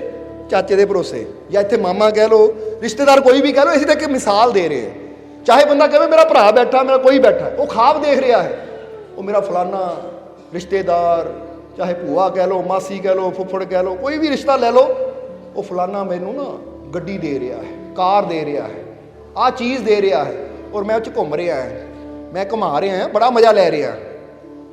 ਤਾਂ ਹੁਣ ਉਹਨੂੰ ਕੋਈ ਪੁੱਛੇ, ਅੱਛਾ ਬੇਟਾ ਇਹ ਖਾਬ ਪੂਰਾ ਵੀ ਹੋਏਗਾ? ਨਹੀਂ ਜੀ, ਇਹ ਤਾਂ ਭੂਆ ਤੇ ਹੈ, ਇਹ ਤਾਂ ਫੁੱਫੜ ਤੇ ਹੈ ਜਾਂ ਚਾਚੇ ਤੇ ਹੈ, ਉਹ ਦੇਗਾ ਤਾਂ ਪੂਰਾ ਹੋ ਜਾਏਗਾ, ਨਹੀਂ ਦੇਗਾ ਤਾਂ ਦੇਖਦੇ ਰਵਾਂਗੇ। ਹੁਣ ਇਹਦਾ ਮਤਲਬ ਇਹ ਉੱਥੇ ਖਾਬ ਦੇ ਰਿਹਾ ਜਿੱਥੇ ਪੂਰਾ ਹੋਣ ਦਾ ਇਹਨੂੰ ਭਰੋਸਾ ਨਹੀਂ ਹੈ। ਹੁਣ ਇੱਕ ਪਾਸੇ ਦੂਜਾ ਬੱਚਾ ਹੈ, ਉਹ ਵੀ ਬੈਠਾ ਹੈ ਅੱਖਾਂ ਬੰਦ ਕਰਕੇ, ਉਹਨੂੰ ਕੋਈ ਪੁੱਛਦਾ ਹੈ ਬੇਟਾ ਕੀ ਦੇਖ ਰਿਹਾ ਹੈ? ਉਹ ਕਹਿੰਦਾ ਮੈਂ ਦੇਖ ਰਿਹਾ ਮੇਰੇ ਕੋਲ ਬਹੁਤ ਬੜੀ ਗੱਡੀ ਹੈ, ਬਹੁਤ ਬੜੀ ਕੋਠੀ ਹੈ, ਮੈਂ ਗੱਡੀ ਚਲਾ ਰਿਹਾ, ਬੜਾ ਆਨੰਦ ਲੈ ਰਿਹਾ। ਉਹ ਕਹਿੰਦੇ ਗੱਡੀ ਆਣੀ ਕਿੱਥੋਂ ਹੈ? ਉਹ ਕਹਿੰਦਾ ਆਣੀ ਜੇ ਮੈਨੂੰ ਮੇਰੇ ਮਾਲਿਕ ਨੇ ਜਨਮ ਦਿੱਤਾ ਜਦੋਂ ਮੈਂ ਕੁਛ ਨਹੀਂ ਸੀ, ਉਹਨਾਂ ਮੈਨੂੰ ਜ਼ਿੰਦਗੀ ਦਿੱਤੀ ਹੈ, ਤਾਂ ਹੁਣ ਵਿਸ਼ਵਾਸ ਹੈ ਮੈਂ ਮਿਹਨਤ ਕਰਨੀ, ਉਹ ਮੈਨੂੰ ਗੱਡੀ ਵੀ ਜ਼ਰੂਰ ਦੇਵੇਗਾ। ਹੁਣ ਤੁਸੀਂ ਆਪ ਸੋਚੋ, ਤੁਹਾਨੂੰ ਦੋਨਾਂ ਦੀ ਕਹਾਣੀ ਸੁਣ ਕੇ ਕੀ ਲੱਗਦਾ ਹੈ? ਇੱਕ ਚਾਚੇ ਰਿਸ਼ਤੇਦਾਰਾਂ ਦੇ ਭਰੋਸੇ ਤੇ ਬੈਠਾ ਹੈ, ਔਰ ਇੱਕ ਕਹਿੰਦਾ ਹੈ ਮੈਨੂੰ ਆਪਣੇ ਮਾਲਿਕ ਤੇ ਵਿਸ਼ਵਾਸ ਹੈ, ਜਿਹਨਾਂ ਮੈਨੂੰ ਜੀਵਨ ਦਿੱਤਾ ਹੈ, ਜੇ ਮੈਂ ਮਿਹਨਤ ਕਰੂੰਗਾ ਤਾਂ ਗੱਡੀ ਵੀ ਆਏਗੀ ਔਰ ਘਰ ਵੀ ਆਏਗਾ। ਹੁਣ ਇਹ ਆਪਣੀ ਮਿਹਨਤ ਔਰ ਆਪਣੇ ਮਾਲਿਕ ਦੀ ਤਰਫ ਦੇਖ ਰਿਹਾ ਹੈ, ਤਾਂ ਦੂਜਾ ਕਿਹਦੀ ਤਰਫ ਦੇਖ ਰਿਹਾ ਹੈ? ਰਿਸ਼ਤੇਦਾਰਾਂ ਦੀ ਤਰਫ। ਹੁਣ ਰਿਸ਼ਤੇਦਾਰ ਦੇ ਦਿਲ 'ਚ ਦਇਆ ਆਏਗੀ ਤਾਂ ਗੱਡੀ ਦੇ ਦੇਗਾ, ਉਹ ਵੀ ਦੇ ਕੇ ਫਿਰ ਸਾਰੀ ਜ਼ਿੰਦਗੀ ਕਹੇਗਾ ਓਏ ਮੈਂ ਤੈਨੂੰ ਗੱਡੀ ਦਿੱਤੀ ਸੀ, ਯਾਦ ਹੈ? ਸਾਰੀ ਜ਼ਿੰਦਗੀ ਅਹਿਸਾਨ। ਤਾਂ ਦੂਜੇ ਪਾਸੇ ਜਿਹੜਾ ਕਹਿੰਦਾ ਹੈ ਜਿਸ ਮਾਲਿਕ ਨੇ ਮੈਨੂੰ ਜ਼ਿੰਦਗੀ ਦਿੱਤੀ ਹੈ, ਮੈਨੂੰ ਯਕੀਨ ਹੈ ਮੈਂ ਮਿਹਨਤ ਕਰੂੰਗਾ ਮੈਨੂੰ ਗੱਡੀ ਵੀ ਦੇਵੇਗਾ, ਉਹਨੂੰ ਗੱਡੀ ਮਿਲੇਗੀ। ਪਰ ਜਦੋਂ ਗੱਡੀ ਮਿਲੇਗੀ ਤਾਂ ਸਾਰੀ ਜ਼ਿੰਦਗੀ ਕੀ ਹੋਏਗਾ? ਇਹ ਉਹਦੀ ਰਹਿਮਤ ਨਾਲ, ਆਪਣੀ ਮਿਹਨਤ ਨਾਲ ਕਮਾਈ ਹੈ, ਕਿਸੇ ਦਾ ਅਹਿਸਾਨ ਨਹੀਂ ਲਿਆ ਮੈਂ। ਮਾਣ ਕਿਹਦਾ? ਗਰਵ ਕਿਹਦਾ ਹੈ? ਪ੍ਰਾਊਡ ਕਿਹੜਾ ਫੀਲ ਕਰੇਗਾ? ਪ੍ਰਾਊਡ ਉਹ ਫੀਲ ਕਰੇਗਾ ਜਿਹਨੂੰ ਪਤਾ ਹੈ ਕਿ ਮੈਂ ਮਾਲਿਕ ਦੇ ਵਿਸ਼ਵਾਸ ਨਾਲ, ਉਹਦੀ ਰਹਿਮਤ ਨਾਲ, ਆਪਣੀ ਦਮ ਨਾਲ, ਮਿਹਨਤ ਨਾਲ ਇੱਥੇ ਪਹੁੰਚਿਆ, ਮੈਂ ਕਿਸੇ ਦੇ ਅਹਿਸਾਨ ਨਾਲ ਨਹੀਂ। ਸੋ ਖਾਬ ਨਾ ਦੇਖੋ, ਯਾਨੀ ਖਾਬ ਦੇਖੋ ਪਰ ਇਦਾਂ ਨਾ ਦੇਖੋ ਕਿ ਉਹ ਕਰੇਗਾ, ਉਹ ਕਰੇਗਾ, ਉਹ ਕਰੇਗਾ। ਬੋਲੋ ਸਮਝਦੇ ਹੋ ਕਿ ਨਹੀਂ? ਖਾਬ ਦੇਖਣਾ ਤਾਂ ਇਹ ਦੇਖੋ ਕਿ ਮੈਨੂੰ ਆਪਣੇ ਮਾਲਿਕ ਤੇ ਯਕੀਨ ਹੈ, ਮਿਹਨਤ ਮੈਂ ਕਰਨੀ ਹੈ ਤਾਂ ਮੈਨੂੰ ਵਿਸ਼ਵਾਸ ਹੈ ਚੀਜ਼ ਮੈਨੂੰ ਜ਼ਰੂਰ ਮਿਲੇਗੀ। ਇਹਨੂੰ ਕਹਿੰਦੇ ਆ ਆਪਣੇ ਮਾਲਿਕ ਤੇ ਵਿਸ਼ਵਾਸ ਕਰਨ ਵਾਲਾ। ਉਹ ਕਿਸੇ ਦੇ ਹੱਥਾਂ ਦੀ ਤਰਫ ਨਹੀਂ ਦੇਖਦਾ, ਉਹ ਆਪਣੀ ਮਿਹਨਤ ਔਰ ਆਪਣੇ ਮਾਲਿਕ ਦੀ ਰਹਿਮਤ ਦੀ ਤਰਫ ਦੇਖਦਾ ਹੈ ਕਿ ਮੈਂ ਮਿਹਨਤ ਕਰਨੀ ਹੈ ਤਾਂ ਮੈਨੂੰ ਯਕੀਨ ਹੈ ਮੇਰਾ ਮਾਲਿਕ ਮੈਨੂੰ ਦੇਗਾ ਵੀ ਜ਼ਰੂਰ। ਸੋ ਤੁਸੀਂ ਕਿਹਦੀ ਤਰਫ ਦੇਖਦੇ ਹੋ? ਇਹ ਤਾਂ ਸੋਚੋ ਜ਼ਰਾ, ਫਿਰ ਕਵਾਂਗੇ। ਜੇ ਸੋਚਾਂਗੇ ਨਾ ਉਹਨਾਂ ਦੇਣੀ ਹੈ ਚੀਜ਼ ਤਾਂ ਫਿਰ ਤਾਂ ਅਸੀਂ ਉਹਦੇ ਰਹਿਮੋ ਕਰਮ ਤੇ ਹੋ ਗਏ। ਉਹ ਦੇਵੇ ਅੱਜ ਦੇਵੇ, ਉਹ 6 ਮਹੀਨੇ ਬਾਅਦ ਦੇਵੇ, ਉਹ ਸਾਲ ਬਾਅਦ ਦੇਵੇ, ਉਹ ਦੇਵੇ ਹੀ ਨਾ। ਕਈ ਵਾਰ ਦੇਖਿਆ ਨਾ, ਕਈ ਸਾਡੇ ਕੋਲ ਤਾਂ ਬੇਨਤੀ ਆਉਂਦੀਆਂ ਰਹਿੰਦੀਆਂ ਆ ਜੀ, ਮੁੰਡੇ ਦੀ ਭੂਆ ਨੂੰ ਨਾ ਆ ਗਿਆ ਨੂੰ 15 ਸਾਲ ਹੋ ਗਏ ਇੰਗਲੈਂਡ 'ਚ, ਉਹ ਸੋਚਦੀ ਨਹੀਂ ਕੁਛ ਵੀ ਇਹਦੇ ਬਾਰੇ। ਜਾਂ ਮੁੰਡੇ ਦਾ ਚਾਚਾ ਕੈਨੇਡਾ 'ਚ ਬੈਠਾ ਆ, ਉਹਨੂੰ ਇੰਨੇ ਸਾਲ ਹੋ ਗਏ ਗਏ ਨੂੰ, ਰਹਿਮਤ ਕਰੋ ਤੇ ਦਿਲ 'ਚ ਆਵੇ ਮੁੰਡਾ ਲੈ ਜਾਵੇ ਬਾਹਰ। ਯਾਨੀ ਦੱਸਣਾ ਕੀ ਚਾਹੁੰਦੇ ਹੋ? ਕਿਹਦੇ ਰਹਿਮੋ ਕਰਮ ਤੇ? ਹੁਣ ਚਾਚੇ ਦੇ ਮਨ 'ਚ, ਭੂਆ ਦੇ ਮਨ 'ਚ ਇੰਨੇ ਸਾਲਾਂ ਤੋਂ ਨਹੀਂ ਆਇਆ ਤਾਂ ਅੱਗੇ 15-20 ਸਾਲ ਹੋਰ ਨਾ ਆਵੇ ਤਾਂ ਮੁੰਡੇ ਦੀ ਜ਼ਿੰਦਗੀ ਨਿਕਲ ਗਈ, ਉਮਰ ਹੀ ਨਿਕਲ ਗਈ। ਫਿਰ ਹੁਣ ਉੱਥੇ ਬੰਦੇ ਨੂੰ ਕੀ ਕਰਨਾ ਚਾਹੀਦਾ ਹੈ? ਆਪਣੇ ਮਾਲਿਕ ਤੇ ਯਕੀਨ ਰੱਖਾਂ, ਮੈਂ ਕੋਸ਼ਿਸ਼ ਕਰਾਂ, ਕਿਉਂਕਿ ਜਦੋਂ ਬੰਦਾ ਕੋਸ਼ਿਸ਼ ਕਰਦਾ ਨਾ ਕੋਈ ਹੱਲ ਨਿਕਲ ਹੀ ਆਉਂਦਾ ਹੈ। ਗੱਲ ਤਾਂ ਕੋਸ਼ਿਸ਼ ਕਰਨ ਦੀ ਹੈ, ਸਮਝਦੇ ਹੋ ਕਿ ਨਹੀਂ? ਸੋ ਕੋਸ਼ਿਸ਼ ਕਰਨੀ ਹੈ। ਹੁਣ ਅਸੀਂ ਤੁਹਾਨੂੰ ਇਹ ਗੱਲ ਕਵਾਂਗੇ ਕਿ ਜਿੱਦਾਂ ਨਾ ਅਸੀਂ ਜਦੋਂ ਅਮਰੀਕਾ ਗਏ, ਸੈਨ ਫਰਾਂਸਿਸਕੋ, ਉੱਥੇ ਘੁੰਮ ਰਹੇ ਸੀ ਅਸੀਂ ਇੱਕ ਸ਼ਿਪ ਦੇ ਵਿੱਚ, ਪਾਣੀ 'ਚ ਸਾਨੂੰ ਸੰਗਤ ਦੇ ਜੀਵ ਨਾਲ ਸੀ, ਘੁਮਾ ਰਹੇ ਸੀ। ਤਾਂ ਉਹਨਾਂ ਨੇ ਇੱਕ ਨਾ ਪਾਣੀ ਵਿੱਚ ਜੇਲ੍ਹ ਹੈ, ਹੁਣ ਜੇਲ੍ਹ ਦਾ ਨਾਮ ਨਹੀਂ ਯਾਦ ਆ ਰਿਹਾ ਸਾਨੂੰ, ਉਹ ਪਾਣੀ 'ਚ ਇੱਕ ਜੇਲ੍ਹ ਹੈ, ਉੱਥੇ ਦੱਸ ਰਹੇ ਸੀ ਕਹਾਣੀ ਉਹਦੇ ਬਾਰੇ। ਕਹਿੰਦੇ ਮਾਲਕੋ ਇਹ ਜੇਲ੍ਹ ਬੜੀ ਖਤਰਨਾਕ ਸੀ। ਹੁਣ ਪਤਾ ਨਹੀਂ ਉੱਥੇ ਕੈਦੀ ਹੈ ਜਾਂ ਨਹੀਂ, ਕਿਉਂਕਿ ਇੰਨਾ ਟਾਈਮ ਨਹੀਂ ਪੂਰਾ ਵਿਸਤਾਰ ਨਾਲ ਨਹੀਂ, ਬਸ ਇੰਨਾ ਕੁ ਸੁਣਿਆ ਕਿ ਇਹ ਜੇਲ੍ਹ ਬੜੀ ਸਖਤ ਸੀ, ਇਹ ਤੋਂ ਕੋਈ ਨਿਕਲ ਨਹੀਂ ਪਾਇਆ। ਪਰ ਕਹਿੰਦੇ ਕੋਈ ਇੰਡੀਅਨ ਸੀ ਜਿਨ੍ਹਾਂ ਨੇ ਜੇਲ੍ਹ ਤੋੜ ਦਿੱਤੀ, ਯਾਨੀ ਉਹ ਜੇਲ੍ਹ 'ਚੋਂ ਨਿਕਲ ਗਏ। ਇੰਨੀ ਖਤਰਨਾਕ ਜੇਲ੍ਹ ਜਿੱਥੋਂ ਕੋਈ ਅੱਜ ਤੱਕ ਕੋਈ ਛੁੱਟਿਆ ਹੀ ਨਹੀਂ, ਉਹ ਛੁੱਟ ਗਏ। ਉਹਨਾਂ ਨੇ ਉਹ ਜੇਲ੍ਹ 'ਚੋਂ ਕੱਢਤਾ ਪਾਰ। ਤਾਂ ਜ਼ਰਾ ਹੁਣ ਗੌਰ ਕਰਨਾ, ਇਹੀ ਕਿ ਜਿੱਥੋਂ ਕੋਈ ਨਹੀਂ ਨਿਕਲ ਪਾਇਆ ਉੱਥੋਂ ਉਹ ਕਿਉਂ ਨਿਕਲੇ? ਜ਼ਰਾ ਹੁਣ ਗੌਰ ਕਰਨਾ, ਇਹਦਾ ਪਿੱਛੇ ਇੱਕ ਰਾਜ ਹੁੰਦਾ ਹੈ ਕਿ ਜਦੋਂ ਬੰਦਾ ਉਹ ਚੀਜ਼ 'ਚ ਹੋਵੇ ਨਾ, ਉਹ ਮੰਨਦਾ ਕਿ ਚੁਣੌਤੀ, ਇਹ ਜੇਲ੍ਹ ਇੱਕ ਚੁਣੌਤੀ ਹੈ ਤਾਂ ਮੈਂ 'ਚੋਂ ਪਾਰ ਨਿਕਲ ਕੇ ਦਿਖਾਣਾ ਹੈ। ਜਿੱਦਾਂ ਫਰਜ਼ ਕਰੋ ਜੇ ਤੁਹਾਨੂੰ ਇੱਕ ਕਮਰੇ 'ਚ ਲੱਗਿਆ, ਤੁਹਾਨੂੰ ਕਿਹਾ ਜਾਵੇ ਕਿ ਤੈਨੂੰ ਬਈ 1 ਘੰਟੇ ਦਾ ਟਾਈਮ ਦੇਣਾ ਹੈ, ਇਹ ਤੇਰੇ ਵਾਸਤੇ ਚੁਣੌਤੀ ਹੈ ਕਿ ਦੇਖਣਾ 1 ਘੰਟੇ 'ਚ ਤੂੰ ਬੰਦ ਕਮਰੇ 'ਚੋਂ ਬਾਹਰ ਆ ਸਕਦਾ ਕਿ ਨਹੀਂ। ਤਾਂ ਤੁਸੀਂ ਅੰਦਰ ਕੀ ਕਰਨਾ ਹੈ? 1 ਘੰਟਾ ਬੈਠੇ ਰਹਿਣਾ ਹੈ ਜਾਂ 1 ਘੰਟਾ ਪੂਰੀ ਕੋਸ਼ਿਸ਼ ਕਰਨੀ ਹੈ? ਖਿੜਕੀਆਂ ਦੇਖਾਂ, ਦਰਵਾਜ਼ਾ ਦੇਖਾਂ, ਕਿਉਂਕਿ ਜੇ ਚੁਣੌਤੀ ਹੈ, ਜੇ ਚੈਲੰਜ ਹੈ ਤਾਂ ਫਿਰ ਮੈਂ ਇਹ ਚੈਲੰਜ ਨੂੰ ਜਿੱਤਣਾ ਹੈ। ਤੁਸੀਂ ਹਰ ਕੋਸ਼ਿਸ਼ ਕਰਨੀ ਹੈ। ਦੀਵਾਰ ਨੂੰ ਠੋਕ ਕੇ ਦੇਖਣਾ ਕਿੱਥੋਂ ਦੀਵਾਰ ਕੱਚੀ ਹੈ, ਕਿੱਥੋਂ ਖਿੜਕੀ ਕੱਚੀ ਹੈ, ਤੁਸੀਂ ਤੋੜ ਕੇ ਬਾਹਰ ਆਉਣ ਦੀ ਕੋਸ਼ਿਸ਼ ਕਰਨੀ, ਕਿਉਂਕਿ ਚੁਣੌਤੀ ਦਿੱਤੀ ਗਈ ਹੈ ਤੁਹਾਨੂੰ ਕਿ 1 ਘੰਟੇ 'ਚ ਤੋਂ ਬਾਹਰ ਆਣਾ ਤੁਸੀਂ। ਤਾਂ ਜੇ ਕੋਈ ਉੱਦਾਂ ਕਹਿ ਦੇਵੇ ਤੇਰੀ ਸਜ਼ਾ ਹੈ, ਲੈ ਤੈਨੂੰ ਬੰਦ ਕੀਤਾ ਇੱਥੇ, ਤੂੰ ਨਹੀਂ ਨਿਕਲ ਸਕਦਾ, ਤਾਂ ਹੁਣ ਬੰਦੇ ਦੇ ਅੰਦਰ ਸਜ਼ਾ ਹੈ 1 ਘੰਟੇ ਦੀ। 1 ਘੰਟਾ ਹੋਏਗਾ, ਦਰਵਾਜ਼ਾ ਖੁੱਲੇਗਾ, ਨਿਕਲ ਜਾਵਾਂਗੇ, ਨਹੀਂ ਖੁੱਲੇਗਾ 2 ਘੰਟੇ ਬੈਠੇ ਰਵਾਂਗੇ। ਮੰਨ ਕੀ ਲਿਆਓ ਨਾ, ਮੇਰੀ ਸਜ਼ਾ, ਇਹ ਮੇਰੀ ਸਜ਼ਾ ਹੈ। ਸਮਝ ਆ ਰਹੀ ਹੈ? ਦੱਸਣਾ ਕੀ ਚਾਹੁੰਦੇ ਆ? ਕਮਰਾ ਉਹੀ ਹੈ, ਪਰ ਜਿਹੜਾ ਮੰਨ ਲਵੇ ਮੇਰੀ ਸਜ਼ਾ ਹੈ ਉਹ ਫਿਰ ਬੈਠੇਗਾ, ਸਜ਼ਾ ਭੋਗਣੀ ਹੈ ਭਾਈ। ਤਾਂ ਜਿਹੜਾ ਮੰਨੇ ਮੇਰੀ ਚੁਣੌਤੀ ਹੈ, ਮੈਂ ਕੋਸ਼ਿਸ਼ ਕਰਨੀ ਹੈ ਤੋਂ ਬਾਹਰ ਜਾਣ ਦੀ, ਉਹ ਲੱਭੇਗਾ। ਔਰ ਜਿਹੜਾ ਕੋਸ਼ਿਸ਼ ਕਰਦਾ ਹੈ ਉਹ ਨਿਕਲ ਵੀ ਜਾਂਦਾ ਹੈ। ਹੁਣ ਅੱਜ ਇਨਸਾਨ ਵੀ ਦੁਖੀ ਕਿਉਂ ਹੈ? ਜਦੋਂ ਇਨਸਾਨ ਤੇ ਕੋਈ ਦੁੱਖ ਆਉਂਦਾ ਨਾ, ਪਤਾ ਕੀ ਬੰਦਾ, ਹਾਏ ਮੇਰੇ ਕਰਮ ਹੀ ਹੈ, ਇਹ ਤਾਂ ਮੇਰੇ ਕਰਮਾਂ ਦੀ ਸਜ਼ਾ ਮਿਲ ਰਹੀ ਹੈ, ਭੋਗ ਲਵਾਂਗੇ, ਕੱਟ ਲਵਾਂਗੇ, 2 ਸਾਲ 10 ਸਾਲ 20 ਸਾਲ, ਕੀ ਕਰੀਏ, ਕਰਮ ਹੀ ਹੈ। ਐਦਾਂ ਦਾ ਬੰਦਾ ਕਿਸਮਤ ਨੂੰ ਕੋਸਦਾ ਹੋਇਆ ਸਦਾ ਕਰਮ ਕਰਮ ਕਹਿ ਕੇ ਦੁਖੀ ਰਹਿੰਦਾ ਹੈ। ਤਾਂ ਜਿਹੜਾ ਬੰਦਾ ਕਹਿੰਦਾ ਨਹੀਂ, ਜੇ ਮੇਰੇ ਮੂਹਰੇ ਪਰੇਸ਼ਾਨੀ ਆਈ ਹੈ ਤਾਂ ਕਰਮ ਨਹੀਂ ਹੈ, ਇਹ ਕੁਦਰਤ ਨੇ ਇੱਕ ਚੁਣੌਤੀ ਦਿੱਤੀ ਹੈ, ਔਰ ਜੇ ਮੈਂ ਚੁਣੌਤੀ ਪਾਰ ਕਰ ਲਈ ਤਾਂ ਮੈਂ ਹੋਰ ਜ਼ਿਆਦਾ ਨਿਖਰ ਕੇ ਉੱਠੂੰਗਾ, ਹੋਰ ਸਮਝਦਾਰ ਹੋ ਕੇ, ਹੋਰ ਪਾਵਰਫੁਲ ਹੋ ਕੇ ਨਿਕਲੂੰਗਾ, ਕਿਉਂਕਿ ਚੁਣੌਤੀਆਂ ਦਾ ਸਾਹਮਣਾ ਕਰਕੇ ਹੀ ਬੰਦਾ ਬਹਾਦਰ ਬਣਦਾ ਹੈ, ਮਜ਼ਬੂਤ ਬਣਦਾ ਹੈ।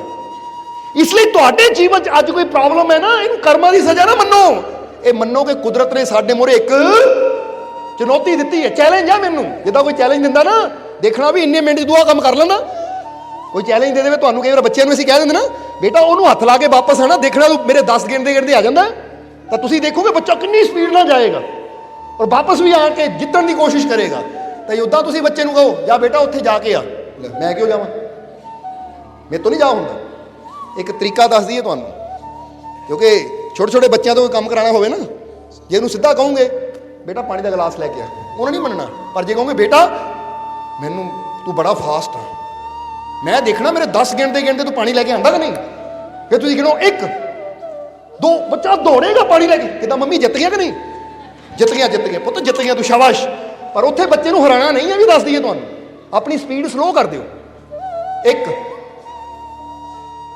2, ਯਾਨੀ ਬੱਚੇ ਦੇ ਆਂਦੇ ਆਂਦੇ 5-6 ਹੀ ਹੋਏ ਹੋਣ, ਉਹ ਤੂੰ ਤਾਂ ਇੰਨਾ ਫਾਸਟ ਹੈ ਯਾਰ, 5 'ਚ ਹੀ ਆ ਗਿਆ। ਅਗਲੀ ਵਾਰ ਨੂੰ ਬੱਚਾ ਫਿਰ ਕਹੇਗਾ ਮੰਮੀ ਹੁਣ ਦੁਬਾਰਾ ਗਿਣੋ, ਦੱਸੋ ਮੈਂ ਕੀ ਕਰਾਂ।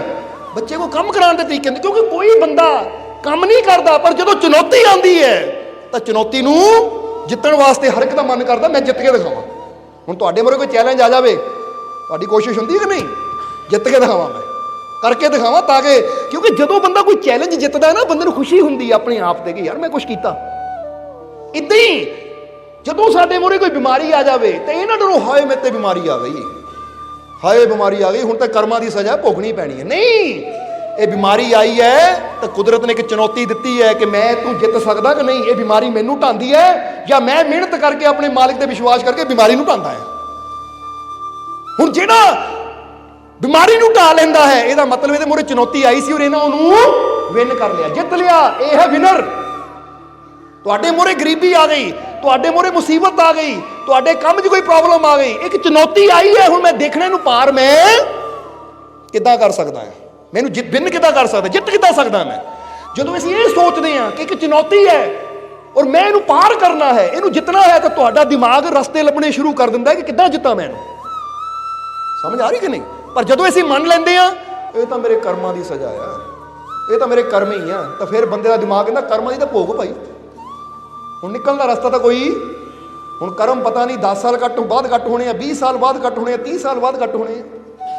ਚਲੋ ਸਮਝਦੇ ਹੋ ਕਿ ਨਹੀਂ। ਇਸ ਲਈ ਕਰਮਾਂ ਤੇ ਨਾ ਛੱਡੋ, ਸਮਝਦੇ ਹੋ ਕਿ ਨਹੀਂ। ਜਿਹੜਾ ਕਹਿੰਦਾ ਨਾ ਕਰਮ ਕਰਮ ਕਰਮ, ਇਹਦਾ ਮਤਲਬ ਇਹਨੂੰ ਗਿਆਨ ਹੀ ਹੈ ਨਹੀਂ।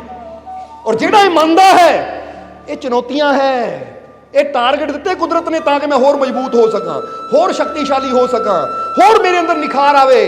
ਕਿਉਂਕਿ ਸੋਨਾ ਜਿੰਨਾ ਅੱਗ 'ਚ ਨਿਖਰਦਾ ਹੈ ਪੈਂਦਾ ਹੈ ਉਨਾ ਹੀ ਨਿਖਰਦਾ ਹੈ। ਨਿਖਰਦਾ ਕਿ ਨਹੀਂ।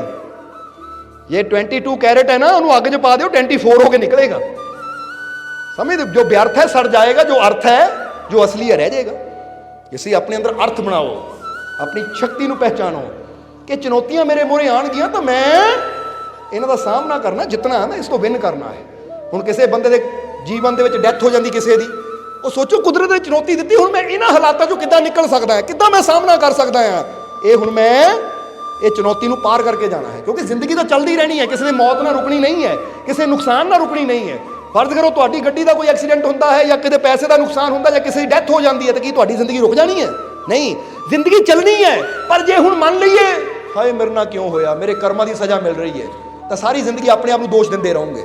ਤਾਂ ਜੇ ਤੁਸੀਂ ਕਹੋਗੇ ਨਹੀਂ ਇਹ ਨੁਕਸਾਨ ਹੋਇਆ ਪੈਸੇ ਦਾ, ਆਹ ਚੀਜ਼ ਦਾ, ਇਹ ਚੁਣੌਤੀ ਕੁਦਰਤ ਨੇ ਦਿੱਤੀ ਹੈ ਕਿ ਅਗਰ ਇਹ ਨੁਕਸਾਨ ਹੋਇਆ ਹੁਣ 10 ਚੋਂ ਨਿਕਲੇਗਾ ਕਿੱਦਾਂ, ਹੁਣ ਇਹ ਚੁਣੌਤੀ ਪਾਰ ਕਿੱਦਾਂ ਕਰੇਗਾ, ਤਾਂ ਹੁਣ ਮੈਂ ਇਹਨੂੰ ਪਾਰ ਕਰਕੇ ਦਿਖਾਣਾ। ਜੇ 10,000 ਦਾ ਨੁਕਸਾਨ ਹੋਇਆ ਤਾਂ ਮੈਂ 20,000 ਕਮਾ ਕੇ ਦਿਖਾਣਾ ਕੁਦਰਤ ਨੂੰ, ਤਾਂ ਕਿ ਪਤਾ ਲੱਗੇ ਕਿ ਇਹ ਚੁਣੌਤੀ ਆਈ ਸੀ ਤਾਂ ਮੈਂ ਇਹਨੂੰ ਪਾਰ ਕੀਤਾ ਔਰ ਇਹ ਤੋਂ ਦੁੱਗਣਾ ਪਾ ਵੀ ਲਿਆ।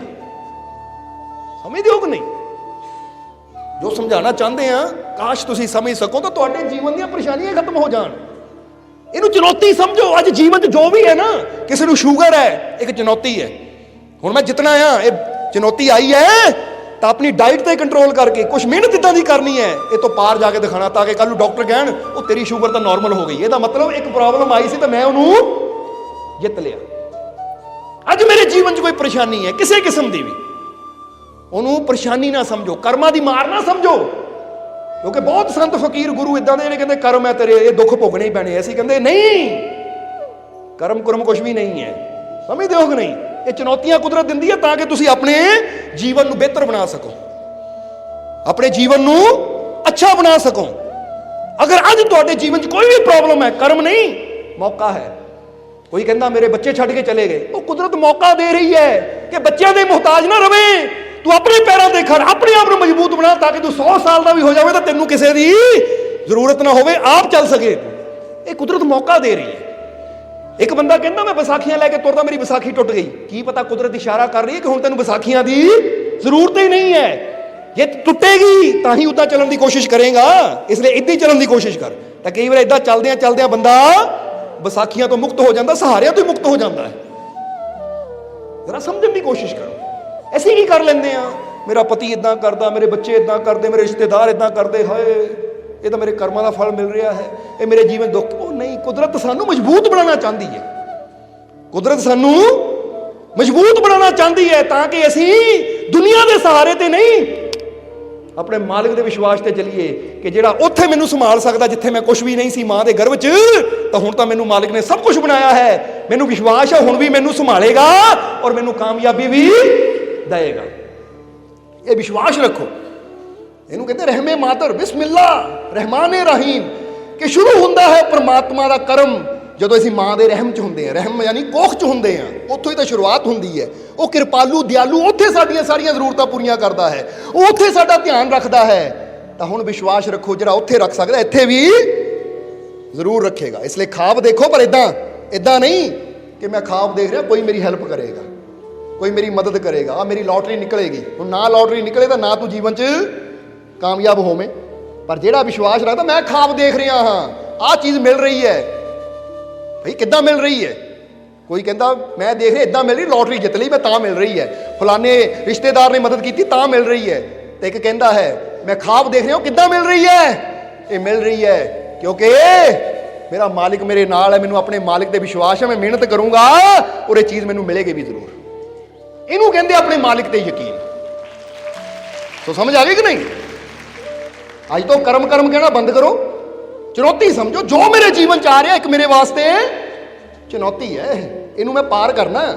ਜੇ ਦੁੱਖਾਂ ਦੇ ਘਰ 'ਚ ਬੰਦ ਹੈ ਨਾ, ਮੈਂ ਚੁਣੌਤੀ ਨੂੰ ਪਾਰ ਕਰਨਾ, ਨਿਕਲਣ ਦਾ ਰਸਤਾ ਲੱਭਣਾ ਮੈਂ, ਔਰ ਵਿਸ਼ਵਾਸ ਰੱਖਣਾ ਹੈ ਕਿ ਮੇਰਾ ਮਾਲਿਕ ਮੇਰੇ ਨਾਲ ਹੈ, ਹਰ ਮੁਸ਼ਕਿਲ 'ਚੋਂ ਮੈਨੂੰ ਕੱਢੇਗਾ ਵੀ। ਆਵਾਜ਼ ਨਹੀਂ ਆਈ? ਕੱਢੇਗਾ ਵੀ। ਨਿਕਲਣਾ ਹੈ ਕਿ ਨਹੀਂ? ਤਾਂ ਫਿਰ ਉਹੀ ਨਿਕਲੇਗਾ ਜਿਹੜਾ ਸੋਚੇਗਾ ਕਿ ਨਿਕਲ ਸਕਦਾ ਹਾਂ ਕਿਉਂਕਿ ਮੇਰਾ ਮਾਲਿਕ ਮੈਂ ਇਹ ਦੁੱਖਾਂ 'ਚੋਂ ਨਿਕਲ ਸਕਦਾ ਹਾਂ, ਮੈਂ ਇਹਨਾਂ ਪਰੇਸ਼ਾਨੀਆਂ 'ਚੋਂ ਨਿਕਲ ਸਕਦਾ ਹਾਂ। ਜੇ ਅੱਜ ਨਾਕਾਮਯਾਬ ਹੈ ਮੈਂ ਨਾਕਾਮਯਾਬੀਆਂ 'ਚੋਂ ਨਿਕਲ ਸਕਦਾ ਹਾਂ। ਜੇ ਅੱਜ ਮੈਂ ਦੁੱਖ ਹਾਂ ਤਾਂ ਮੈਂ ਦੁੱਖਾਂ 'ਚੋਂ ਨਿਕਲ ਸਕਦਾ ਹਾਂ। ਜੇ ਅੱਜ ਮੈਂ ਪਰੇਸ਼ਾਨ ਹੈ ਪਰੇਸ਼ਾਨੀਆਂ 'ਚੋਂ ਨਿਕਲ ਸਕਦਾ ਹਾਂ ਕਿਉਂਕਿ ਮੇਰਾ ਮਾਲਿਕ ਮੇਰੇ। ਇਸ ਲਈ ਵਿਸ਼ਵਾਸ ਰੱਖਣਾ ਹੈ ਤੁਸੀਂ ਔਰ ਯਕੀਨ ਰੱਖਣਾ ਹੈ। ਖਾਬ ਦੇਖਣਾ ਵੀ ਹੈ ਔਰ ਇਹ ਵੀ ਕਹਿਣਾ ਹੈ ਕਿ ਪੂਰਾ ਮੇਰਾ ਮਾਲਿਕ ਕਰੇਗਾ। ਮਿਹਨਤ ਕਰਨ ਨੂੰ ਮੈਂ ਤਿਆਰ ਹਾਂ, ਕੋਸ਼ਿਸ਼ ਕਰਨ ਨੂੰ ਮੈਂ ਤਿਆਰ ਹਾਂ। ਤਾਂ ਮੈਨੂੰ ਮਾਲਿਕ ਤੇ ਪੂਰਾ ਯਕੀਨ ਹੈ ਕਿ ਮੈਂ ਕੋਸ਼ਿਸ਼ ਕਰਨੀ ਹੈ ਤਾਂ ਮੇਰਾ ਮਾਲਿਕ ਕਾਮਯਾਬੀ ਜ਼ਰੂਰ ਦੇਗਾ। ਸਮਝ ਆ ਗਈ ਕਿ ਨਹੀਂ? ਔਰ ਉਮੀਦ ਹੈ ਕਿ ਹੁਣ ਬਿਸਮਿਲ੍ਲਾ ਰਹਿਮਾਨ ਰਹੀਮ ਦਾ ਮਤਲਬ ਵੀ ਤੁਹਾਨੂੰ ਪਤਾ ਲੱਗ ਗਿਆ ਕਿ ਉੱਥੇ ਰਹਿਮ ਕਰਦਾ ਹੈ ਉਹ ਜਿੱਥੇ ਬੰਦਾ ਹੈ ਹੀ ਨਹੀਂ ਕੁਝ ਵੀ, ਉੱਥੋਂ ਸ਼ੁਰੂਆਤ ਕਰਦਾ ਸਾਡੇ ਜੀਵਨ ਦੀ। ਇਸ ਲਈ ਜਦੋਂ ਹਰ ਕੰਮ ਵਿੱਚ ਆਪਣੇ ਰੱਬ ਨੂੰ ਯਾਦ ਰੱਖੀਏ ਕਿ ਮੇਰੀ ਸ਼ੁਰੂਆਤ ਉਹਦੇ ਹੁਕਮ ਨਾਲ ਹੋਈ ਹੈ, ਤਾਂ ਜਿਹਦੇ ਰਹਿਮਤ ਨਾਲ ਮੈਂ ਬਣਿਆ ਆ, ਤਾਂ ਫਿਰ ਜੇ ਉਹਦੀ ਰਹਿਮਤ ਨਾਲ ਮੈਂ ਬਣਿਆ ਤਾਂ ਮੈਂ ਕਮਜ਼ੋਰ ਨਹੀਂ ਹਾਂ। ਸਮਝਦੇ ਹੋ ਕਿ ਨਹੀਂ?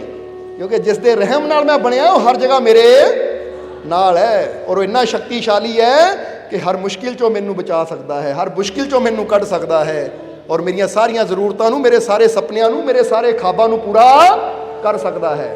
ਔਰ ਮੈਂ ਯਕੀਨ ਰੱਖਣਾ ਆਪਣੇ ਮਾਲਿਕ ਤੇ ਕਿ ਜੇ ਅੱਜ ਮੇਰੇ ਅੰਦਰ ਕੋਈ ਵੀ ਪ੍ਰੋਬਲਮ ਹੈ, ਮੈਂ ਨਸ਼ਾ ਕਰਦਾ ਤਾਂ ਇਹ ਚੁਣੌਤੀ ਹੈ ਕਿ ਮੈਂ ਨਸ਼ੇ ਨੂੰ ਛੱਡਣਾ ਹੈ। ਕੋਈ ਵੀ ਪ੍ਰੋਬਲਮ ਹੈ ਇੱਕ ਚੁਣੌਤੀ। ਅੱਜ ਤੋਂ ਕੀ ਕਹਿਣਾ ਹੈ? ਇੱਕ ਚੁਣੌਤੀ ਹੈ। ਇਹਨੂੰ ਪਾਰ ਕਰਨਾ ਮੈਂ। ਇਹਨੂੰ ਬਿਮਾਰੀ ਨਹੀਂ ਕਹਿਣਾ, ਇਹਨੂੰ ਚਿੰਤਾ ਨਹੀਂ ਕਹਿਣਾ, ਕਰਮਾਂ ਦੀ ਮਾਰ ਨਹੀਂ ਕਹਿਣਾ ਕਿ ਕਰਮਾਂ ਦਾ ਦੁੱਖ ਹੈ। ਨਹੀਂ, ਹਰ ਤਰਫ ਇੱਕ ਚੁਣੌਤੀ ਮੰਨਣੀ ਹੈ। एक मेरे मोरे एक टारगेट है, एक चुनौती है, ਇਹਨੂੰ ਮੈਂ ਪੂਰਾ ਕਰਨਾ, ਇਹਨੂੰ ਪਾਰ ਕਰਨਾ। ਇੱਕ ਸਵਾਲ ਹੈ ਜਿਹਦਾ ਮੈਂ ਜਵਾਬ ਲੱਭਣਾ ਹੈ। ਸੋ ਫਿਰ ਤੁਸੀਂ ਦੇਖੋਗੇ, ਵਿਸ਼ਵਾਸ ਰੱਖਣਾ ਹੈ ਕਿ ਮੇਰਾ ਮਾਲਿਕ ਮੇਰੇ ਨਾਲ ਹੈ, ਯਕੀਨ ਰੱਖਣਾ ਹੈ, ਤਾਂ ਫਿਰ ਅਸੰਭਵ ਵੀ ਸੰਭਵ ਹੋ ਜਾਏਗਾ। ਸੋ ਆਖਰਲੇ ਵਚਨਾਂ ਤੋਂ ਇਹੀ ਕਹਿਣਾ ਹੈ ਕਿ ਆਪਣੇ ਮਾਲਿਕ ਤੇ ਯਕੀਨ ਰੱਖੋ, ਆਪਣੇ ਮਾਲਿਕ ਤੇ ਵਿਸ਼ਵਾਸ ਰੱਖੋ ਕਿ ਜਿਸਨੇ ਮੈਨੂੰ ਪੈਦਾ ਕੀਤਾ ਉਹ ਹਰ ਕਦਮ ਤੇ ਮੇਰੇ ਨਾਲ ਹੈ, ਔਰ ਉਹ ਹਰ ਮੁਸ਼ਕਿਲ ਚੋਂ ਕੱਢਣ ਦੀ ਸ਼ਕਤੀ ਮੇਰੇ ਮਾਲਿਕ ਅੰਦਰ ਹੈ। ਸੋਹਣਾ ਸੋਹਣਾ ਮੇਰਾ ਮੁਰਸ਼ਿਦ ਸੋਹਣਾ, ਸੋਹਣਾ ਸੋਹਣਾ ਮੇਰਾ ਮੁਰਸ਼ਿਦ ਸੋਹਣਾ।